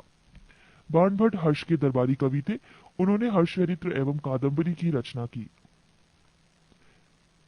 प्रियदर्शिका, रत्नावली तथा नागानंद नामक 3 संस्कृत नाटक ग्रंथों की रचना हर्ष ने की थी। कहा जाता है कि धावक नामक कवि ने हर्ष से पुरस्कार लेकर उसके नाम से ये तीनों नाटक लिख दिए। हर्ष को भारत का अंतिम हिंदू सम्राट कहा गया, लेकिन वह तो ना कट्टर हिंदू था और ना ही सारे देश का शासक ही। हर्ष के अधीनस्थ शासक महाराज अथवा महासामंत कहे जाते थे। हर्ष के मंत्री परिषद के मंत्री को सचिव या अमात्य कहा जाता था। प्रशासन की सुविधा के लिए हर्ष का साम्राज्य कई प्रांतों में विभाजित था। प्रांत को भुक्ति कहा जाता था।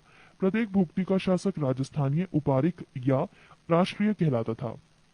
नोट: हर्षचरित्र में प्रांतीय शासक के लिए लोकपाल शब्द आया है। भुक्ति का विभाजन जिलों में हुआ था। जिले की संज्ञा थी विषय, जिसका प्रधान विषयपति होता था। विषय के अंतर्गत कई पाठक आधुनिक तहसील होते थे। ग्राम शासन की सबसे छोटी इकाई थी ग्राम शासन का प्रधान ग्रामाक्ष पटलिक कहा जाता था। पृष्ठ 25। पुलिस कर्मियों को चाट या भाट कहा जा गया है। दंडपाशिक तथा दांडिक पुलिस विभाग के अधिकारी होते थे। अश्व सेना के अधिकारियों को बृहदेश्वर, पैदल सेना के अधिकारियों को बलाधिकृत या महाबलाधिकृत कहा जाता था। हर्षचरित में सिंचाई के साधन के रूप में तुलायंत्र जल पंप का उल्लेख मिलता है। हर्ष के समय मथुरा सूती वस्त्रों के निर्माण के लिए प्रसिद्ध था। हर्षचरित के अनुसार हर्ष की मंत्री परिषद भंडी प्रधान सचिव, सिंहनाद प्रधान सेनापति, कुंतल अश्व सेना का प्रधान, स्कंदगुप्त गज सेना का प्रमुख। 21 दक्षिण भारत के प्रमुख राजवंश। 1 पल्लव वंश। पल्लव वंश का संस्थापक सिंह विष्णु 575 से 600 ईस्वी पर था।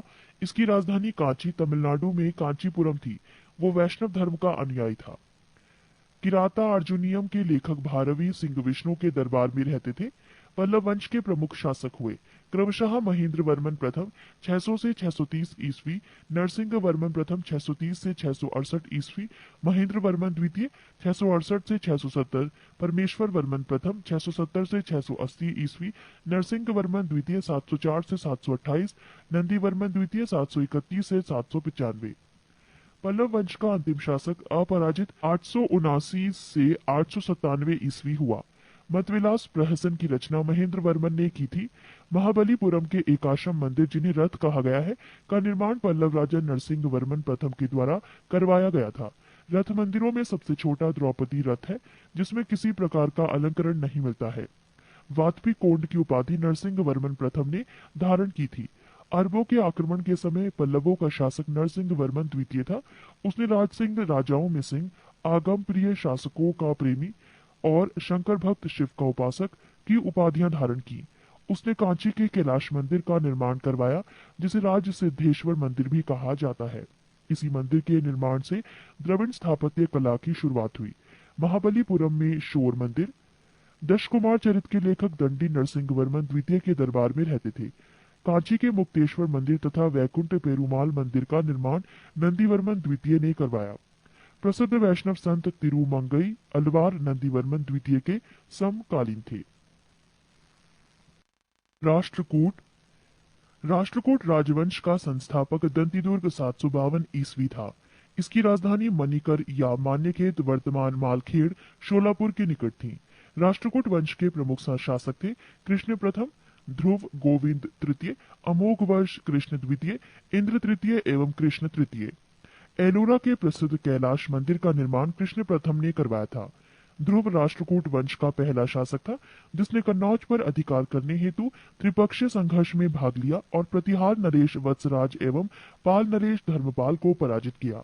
ध्रुव को धारावर्ष भी कहा जाता था। गोविंद तृतीय ने त्रिपक्षीय संघर्ष में भाग लेकर चक्रा युद्ध एवं उसके संरक्षक धर्मपाल तथा प्रतिहार वंश के शासक नागभट्ट द्वितीय को पराजित किया। पृष्ठ 26। पल्लव, पांड्य, केरल एवं गंग शासकों के संघ को गोविंद तृतीय ने स्पष्ट नष्ट किया। अमोघ वर्ष जैन धर्म का अनुयायी था। इसने कन्नड़ में कविराज मार्ग की रचना की। आदि पुराण के रचनाकार जिनसेन, गणितासार संग्रह के लेखक महावीराचार्य एवं अमोघ वृत्ति के लेखक सक्तायना अमोघ वर्ष के दरबार में रहते थे। अमोघ वर्ष ने तुंगभद्रा नदी में जल समाधि लेकर अपने जीवन का अंत किया। इंद्र तृतीय के शासनकाल में अरब निवासी अल मसूदी भारत आया। इसने तत्कालीन राष्ट्रकूट शासकों को भारत का सर्वश्रेष्ठ शासक कहा। राष्ट्रकूट वंश का अंतिम महान शासक कृष्ण तृतीय था। इसी के दरबार में कन्नड़ भाषा के कवि पोन्न रहते थे, जिन्होंने शांति पुराण की रचना की। कल्याणी के चालुक्य तैलप द्वितीय ने 973 ईस्वी में कर्क को हराकर राष्ट्रकूट राज्य पर अपना अधिकार कर लिया और कल्याणी के चालुक्य वंश की नींव डाली। एलोरा एवं एलिफेंटा महाराष्ट्र गुहा मंदिर का निर्माण राष्ट्रकूटों के समय ही हुआ। एलोरा में 34 शैलकृत गुफाएं हैं। इसमें 1 से 12 तक बौद्धों, 13 से 29 तक हिंदुओं एवं 30 से 34 तक जैनों की गुफाएं हैं। राष्ट्रकूट शैव, वैष्णव, शाक्त संप्रदायों के साथ साथ जैन धर्म के भी उपासक थे। राष्ट्रकूटों ने अपने राज्यों में मुसलमान व्यापारियों को बसने तथा इस्लाम के प्रचार की स्वीकृति दी थी।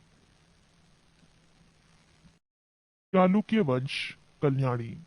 कल्याणी के चालुक्य वंश की स्थापना तैलप द्वितीय ने की थी। राजधानी मान्यखेट। चालुक्य वंश कल्याणी के प्रमुख शासक हुए। तैलप प्रथम, तैलप द्वितीय, विक्रमाद्वितीय, जयसिंह, सोमेश्वर, सोमेश्वर द्वितीय, विक्रमाद्वितीय 6, सोमेश्वर तृतीय एवं तैलप तृतीय। सोमेश्वर प्रथम ने मानिकेत से राजधानी हटाकर कल्याणी कर्नाटक को बनाया। इस वंश का सबसे प्रतापी शासक विक्रमादित्य षष्ठ था। विल्हड़ एवं विज्ञानेश्वर विक्रमादित्य षष्ठ के दरबार में ही रहते थे। मिताक्षरा हिंदू विधि ग्रंथ याज्ञवल्क्य स्मृति पर व्याख्या नामक ग्रंथ की रचना महाविधिवेत्ता विज्ञानेश्वर ने की थी। विक्रमांक देव चरित की रचना विल्हड़ ने की थी। इसमें विक्रमादित्य षष्ठ के जीवन पर प्रकाश डाला गया है। चालुक्य वंश। वातापी।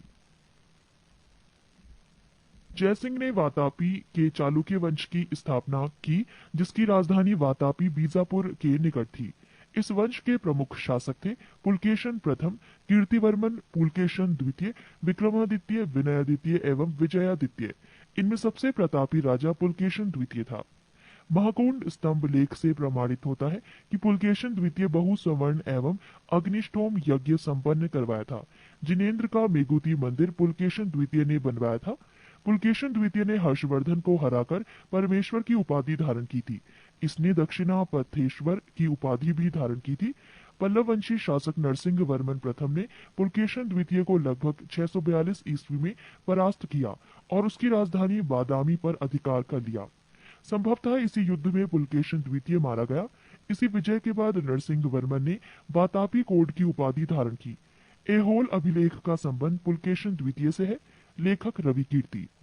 अजंता के एक गुहा चित्र में फारसी दूत मंडल को स्वागत करते हुए पुलकेशन द्वितीय को दिखाया गया है। वातापी का निर्माणकर्ता कीर्तिवर्मन को माना गया है। मालवा को जीतने के बाद विनयादित्य ने सकलोत्तर पथनाथ की उपाधि धारण की। पृष्ठ 27। विक्रमादित्य द्वितीय के शासनकाल में ही दक्कन के अरबों ने आक्रमण किया। इस आक्रमण का मुकाबला विक्रमादित्य के भतीजा पुलकेशी ने किया। इस अभियान की सफलता पर विक्रमादित्य द्वितीय ने इसे अवनी जनाश्रय की उपाधि प्रदान की। विक्रमादित्य द्वितीय की प्रथम पत्नी लोक महादेवी ने पदट काल में विरूपाक्ष महादेव मंदिर तथा उसकी दूसरी पत्नी त्रैलोक्य देवी ने त्रैलोकेश्वर मंदिर का निर्माण करवाया। इस वंश का अंतिम राजा कीर्तिवर्मन द्वितीय था। इसे इसके सामंत दंतिदुर्ग ने परास्त कर एक नए वंश राष्ट्रकूट वंश की स्थापना की। चालुक्य वंश वेंगी। बेंगी के चालुक्य वंश का संस्थापक विष्णुवर्धन था। इनकी राजधानी बेंगी आंध्र प्रदेश में थी। इस वंश के प्रमुख शासक थे जयसिंह प्रथम, इंद्रवर्धन, विष्णुवर्धन द्वितीय, जयसिंह द्वितीय एवं विष्णुवर्धन तृतीय। इस वंश के सबसे प्रतापी राजा विजयादित्य तृतीय था, जिसका सेनापति पडुरंग था। चोल। 9वीं शताब्दी में चोल वंश पल्लवों के ध्वंसावशेषों पर स्थापित हुआ। इस वंश के संस्थापक विजयालय 850 से 87 ईस्वी थे, जिसकी राजधानी तांजाय, तंजौर या तंजावुर था। विजयालय ने नरकेसरी की उपाधि धारण की और निशुंभ सूदिनी देवी का मंदिर बनवाया। चोलों का स्वतंत्र राज्य आदित्य प्रथम ने स्थापित किया। पल्लवों पर विजय पाने के उपरांत आदित्य प्रथम ने कोदंडराम की उपाधि धारण की। चोल वंश के प्रमुख राजा थे परांतक एक, राजराज एक, राजेंद्र प्रथम, राजेंद्र द्वितीय एवं कुलोतुंग। तक्कोलम के युद्ध में राष्ट्रकूट नरेश कृष्ण तृतीय ने परांतक प्रथम को पराजित किया। इस युद्ध में परांतक प्रथम का बड़ा लड़का राजादित्य मारा गया। राजराज प्रथम ने श्रीलंका पर आक्रमण किया। वहां के राजा महीम पांच को भगाकर श्रीलंका के दक्षिण जिला रोहण में शरण लेनी पड़ी। राजराज प्रथम श्रीलंका के विजित प्रदेशों को चोल साम्राज्य का एक नया प्रांत मुंडी चोल मंडलम बनाया और पोलन रुबा को उसकी राजधानी बनाया। राजराज एक शैव धर्म का अनुयायी था। इसने तंजौर में राजराजेश्वर का शिव मंदिर बनाया। चोल साम्राज्य का सर्वाधिक विस्तार राजेंद्र प्रथम के शासनकाल में हुआ है। बंगाल के पाल शासक महिपाल को पराजित करने के बाद राजेंद्र प्रथम ने गंगे चोड चोल की उपाधि धारण की और नवीन राजधानी गंगे कोट चोलपुरम के निकट चोलंगगम नामक विशाल तालाब का निर्माण करवाया। नोट: गजनी का सुल्तान महमूद राजेंद्र प्रथम का समकालीन था। चोल काल में भूमि के प्रकार: वेल्लन वगाई, गैर ब्राह्मण किसान स्वामी की भूमि। ब्रह्माद्य, ब्राह्मणों को उपहार में दी गई भूमि। शाला भोग, किसी विद्यालय के रखरखाव की भूमि। देवदान या तिरुनमडदुक्कनी, मंदिर को उपहार में दी गई भूमि। पली चंद्रम, जैन संस्थानों को दान दी गई भूमि। राजेंद्र द्वितीय ने प्रकेसरी की एवं वीर राजेंद्र ने राजकेसरी की उपाधि धारण की। चोल वंश का अंतिम राजा राजेंद्र तृतीय था। चोलों एवं पश्चिमी चालुक्य के बीच शांति स्थापित करने में गोवा के कदम्ब शासक जयकेश प्रथम ने मध्यस्थ की भूमिका निभाई थी। विक्रम चोल अभाव एवं अकाल से ग्रस्त गरीब जनता से राजस्व वसूल कर चिदम्बरम मंदिर का विस्तार करवा रहा था। कुलोतुंग द्वितीय ने चिदम्बरम मंदिर में स्थित गोविंदराज विष्णु की मूर्ति को समुद्र में फेंकवा दिया। कालांतर में वैष्णव आचार्य रामानुजाचार्य ने उक्त मूर्ति का पुनरुद्धार किया और उसे तिरुपति के मंदिर में प्राण प्रतिष्ठित किया। चोल प्रशासन में भाग लेने वाले उच्च पदाधिकारियों को पेरुंदरम एवं निम्न श्रेणी के पदाधिकारियों को शेरुंदरम कहा जाता था। पृष्ठ 28। संपूर्ण चोल साम्राज्य 6 प्रांतों में विभक्त था। प्रांत को मंडलम कहा जाता था। मंडलम कोट्टम में, कोट्टम नाडु में एवं नाडु कई कुर्रमों में विभक्त था। नाडु की स्थानीय सभा को नाटूर एवं नगर की स्थानीय सभा को नगरतार कहा जाता था। स्थानीय स्वशासन चोल प्रशासन की मुख्य विशेषता थी। और सर्वसाधारण लोगों की समिति थी, जिसका कार्य होता था सार्वजनिक कल्याण के लिए तालाबों और बगीचों के निर्माण हेतु गांव की भूमि का अधिग्रहण करना। सभा या महासभा, ये मूलतः अग्रहारों और ब्राह्मण बस्तियों की सभा थी, जिसके सदस्यों को पेरुम मक्कल कहा जाता था। ये सभा गरियम नाम की समितियों के द्वारा अपने कार्य को संचालित करती थी। सभा की बैठक गांव में मंदिर के निकट वृक्ष के नीचे या तालाब के किनारे होती थी। व्यापारियों की सभा को नगरम कहते थे। चोल काल में भूमिकर उपज का 1/3 भाग हुआ करता था। गांव में कार्य समिति की सदस्यता के लिए जो वेतन भोगी कर्मचारी रखे जाते थे, उन्हें मध्यस्थ कहते थे। ब्राह्मणों को दी गई करमुक्त भूमि को चतुर्वेदी मंगलम एवं दान दी गई भूमि ब्रह्मदे कहलाती थी। चोल सेना का सबसे संगठित अंग था पदाती सेना। चोल काल में काशू सोने के सिक्के थे। तमिल कवियों में जयन गोंदर प्रसिद्ध कवि था, जो कुलोतुंग प्रथम का राजकवि था। उसकी रचना है कलिंगतु पर्णी। कंबन, ओटटकुटन और पुंगलेदी को तमिल साहित्य का त्रिरत्न कहा जाता है। पंप, पोन एवं रन कन्नड़ साहित्य के त्रिरत्न माने जाते हैं। पर्सी ब्राउन ने तंजौर के बृहदेश्वर मंदिर के विमान को भारतीय वास्तुकला का निकष माना है। चोलकालीन नटराज प्रतिमा को चोल कला का सांस्कृतिक सार या निचोड़ कहा जाता है। शैव संत ईसाना शिव पंडित राजेंद्र प्रथम के गुरु थे। चोलकाल 10वीं शताब्दी का सबसे महत्वपूर्ण बंदरगाह कावेरीपट्टनम था। बहुत बड़ा गांव जो एक इकाई के रूप में शासित किया जाता था, तनियर कहलाता था। उत्तर मेरूर शिलालेख जो सभा संख्या का विस्तृत वर्णन उपस्थित करता है, परांतक प्रथम शासनकाल से संबंधित है। चोलों की राजधानी कालक्रम के अनुसार थी उर्रयूर, तंजौर, गंगकोट, चोलपुरम एवं कांची। चोलकाल में सड़कों की देखभाल बागान समिति करती थी। चोलकाल में आम वस्तुओं के आदान प्रदान का आधार धान था। चोलकाल के विशाल व्यापारी समूह निम्न थे: वलंजियार, नानादौसी एवं मणिग्रामम। विष्णु के उपासक अलवार एवं शिव के उपासक नयनार संत कहलाते थे। उत्तर मेरूर अभिलेख के अनुसार सभा की सदस्यता: 1. सभा की सदस्यता के लिए इच्छुक लोगों को ऐसी भूमि का स्वामी होना चाहिए जहां से भू राजस्व वसूला जाता है। 2. उनके पास अपना घर होना चाहिए। 3. उनकी उम्र 35 से 70 के बीच होनी चाहिए। 4. उन्हें वेदों का ज्ञान होना चाहिए। 5. उन्हें प्रशासनिक मामलों की अच्छी जानकारी होनी चाहिए और ईमानदार होना चाहिए। 6. यदि कोई पिछले 3 सालों में किसी समिति का सदस्य रहा है तो वो किसी और समिति का सदस्य नहीं बन सकता। 7. जिसने अपने आप या अपने संबंधियों के खाते जमा नहीं कराए हैं, वो चुनाव नहीं लड़ सकता। यादव वंश। देवगिरी के यादव वंश की स्थापना भिल्लम पंचम ने की। इसकी राजधानी देवगिरी थी। इस वंश का सबसे प्रतापी राजा सिंहड़ 1210 से 1246 ईस्वी था। इस वंश का अंतिम स्वतंत्र शासक रामचंद्र था, जिसने अलाउद्दीन के सेनापति मलिक काफूर के सामने आत्मसमर्पण किया। पृष्ठ 29। होयसल वंश। द्वार समुद्र के होयसल वंश की स्थापना विष्णुवर्धन ने की थी।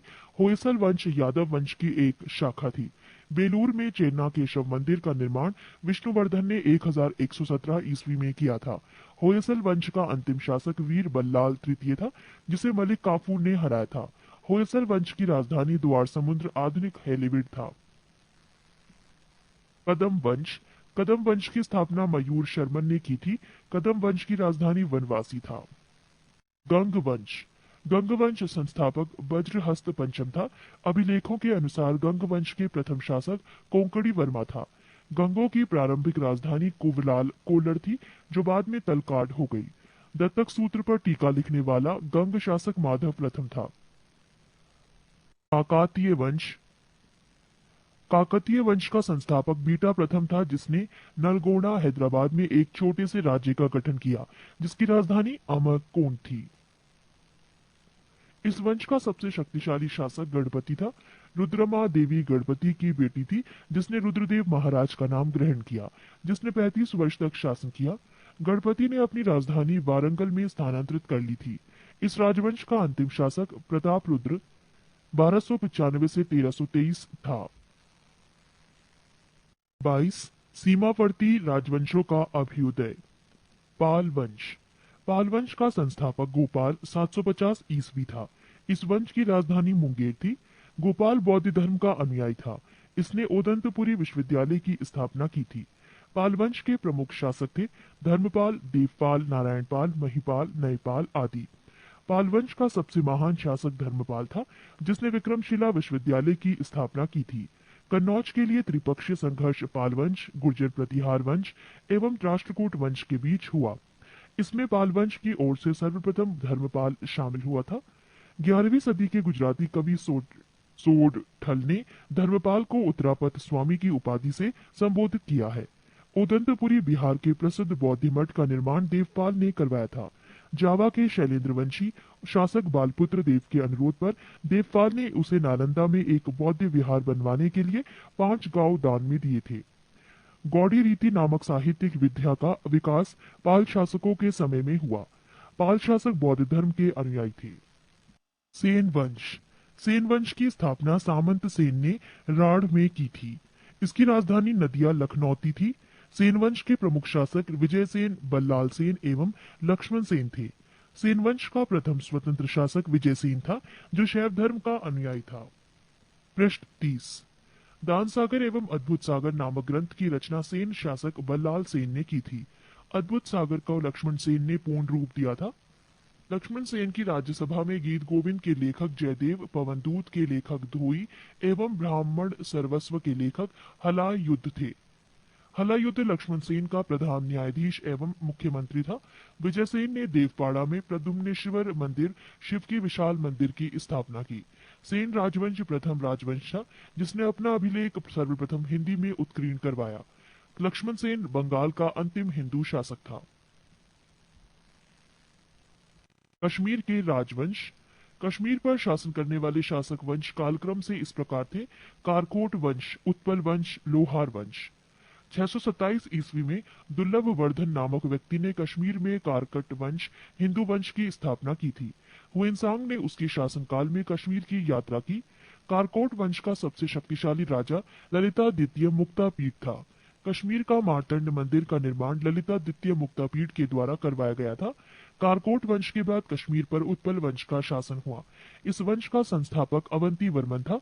अवंतीपुर नामक नगर की स्थापना अवंती वर्मन ने की थी। अवंती वर्मन के अभियंता सूर्य ने सिंचाई के लिए नहरों का निर्माण करवाया। 980 ईस्वी में उत्पल वंश की रानी दीदिया एक महत्वाकांक्षी शासिका हुई। उत्पल वंश के बाद कश्मीर पर लोहार वंश का शासन हुआ। लोहार वंश का संस्थापक संग्राम राज था। संग्राम राज के बाद अनंत राजा हुआ। इसकी पत्नी सूर्यमती ने प्रशासन को सुधारने में उसकी सहायता की। लोहार वंश का शासक हर्ष विद्वान, कवि तथा कई भाषाओं का ज्ञाता था। कल्हड़ हर्ष का आश्रित कवि था। जयसिंह लोहार वंश का अंतिम शासक था, जिसने 1128 ईस्वी से 1155 ईस्वी तक शासन किया। जयसिंह के शासन के साथ ही कल्हड़ की राजतरंगिणी का विवरण समाप्त हो जाता है। कामरूप का वर्मन वंश। 4वीं शताब्दी के मध्य कामरूप के वर्मन वंश का उदय हुआ। इस वंश की प्रतिष्ठा का संस्थापक पुष्यवर्मन था। इसकी राजधानी प्राग ज्योतिष नामक स्थान पर थी। कालांतर में कामरूप पाल साम्राज्य का एक अंग बन गया। राजपूत राजवंशों की उत्पत्ति। गुर्जर प्रतिहार वंश। मालवा का शासक नागभट्ट प्रथम गुर्जर प्रतिहार वंश का संस्थापक था। नागभट्ट द्वितीय को राष्ट्रकूट सम्राट गोविंद तृतीय ने हराया था। प्रतिहार वंश का सर्वाधिक शक्तिशाली एवं प्रतापी राजा मिहिर भोज था। मिहिर भोज ने अपनी राजधानी कन्नौज में बनाई थी। वो विष्णु भक्त था। उसने विष्णु सम्मान में आदि वाराह की उपाधि धारण की। राजशेखर प्रतिहार शासक महेंद्रपाल के दरबार में रहते थे। इस वंश का अंतिम राजा यशपाल 1036 ईस्वी था। दिल्ली नगर की स्थापना तोमर नरेश अनंगपाल ने 11वीं सदी के मध्य में की। गेहड़वाल यानी राठौड़ राजवंश।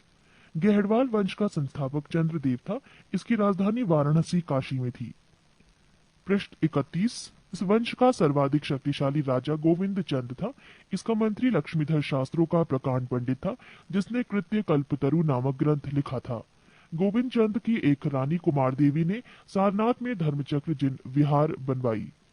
पृथ्वीराज तृतीय ने स्वयंवर से जयचंद की पुत्री संयोगिता का अपहरण कर लिया था। इस वंश का अंतिम शासक जयचंद था, जिसे गौरी ने 1194 ईस्वी के चंदावर युद्ध में मार डाला। चाईमान या चौहान वंश। चौहान वंश का संस्थापक वासुदेव था। इस वंश की प्रारंभिक राजधानी अहिच्छत्र थी। बाद में अजयराज द्वितीय ने अजमेर नगर की स्थापना की और उसे राजधानी बनाया।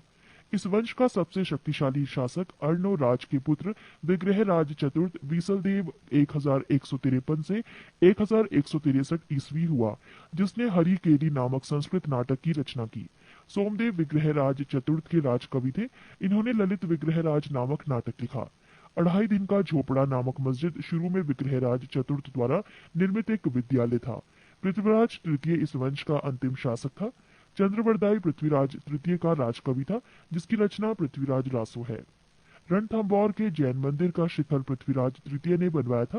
नारायण का प्रथम युद्ध 1191 में हुआ, जिसमें पृथ्वीराज तृतीय की विजय एवं गौरी की हार हुई।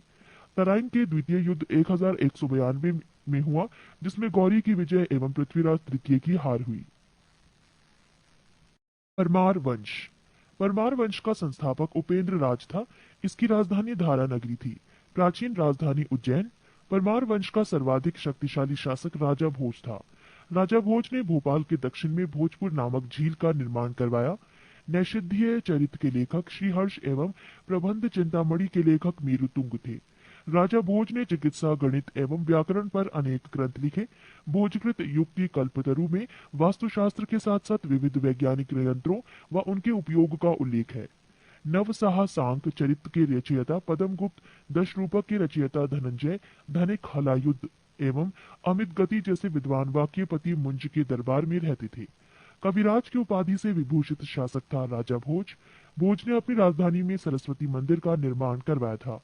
इस मंदिर के परिसर में संस्कृत विद्यालय भी खोला गया था। राजा भोज के शासनकाल में धारा नगरी विद्या एवं विद्वानों का प्रमुख केंद्र थी। भोज ने चित्तौड़ में त्रिभुवन नारायण मंदिर का निर्माण करवाया। भोजपुर नगर की स्थापना राजा भोज ने की थी। परमार वंश के बाद तोमर वंश का, उसके बाद चाहमान वंश का और अंततः 1297 ईस्वी में अलाउद्दीन खिलजी के सेनापति नसरत खां और उलूग खान ने मालवा पर अधिकार कर लिया। चंदेल वंश। प्रतिहार साम्राज्य के पतन के बाद बुंदेलखंड की भूमि पर चंदेल वंश का स्वतंत्र राजनीतिक इतिहास प्रारंभ हुआ। बुंदेलखंड का प्राचीन नाम जेजाक भुक्ति है। चंदेल वंश का संस्थापक है नन्नूक, 831 ईस्वी। इसकी राजधानी खजुराहो थी। प्रारंभ में इसकी राजधानी कालिंजर महोबा थी। राजा धंग ने अपनी राजधानी कालिंजर से खजुराहो में स्थानांतरित की थी।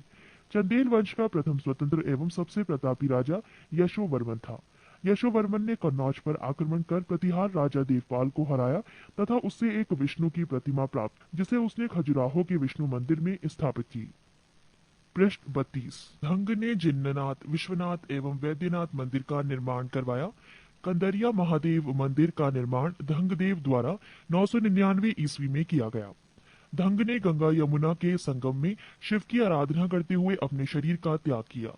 चंदेल शासक विद्याधर ने कन्नौज के प्रतिहार शासक राज्यपाल की हत्या कर दी, क्योंकि उसके महमूद के आक्रमण का सामना किए बिना ही आत्मसमर्पण कर दिया था।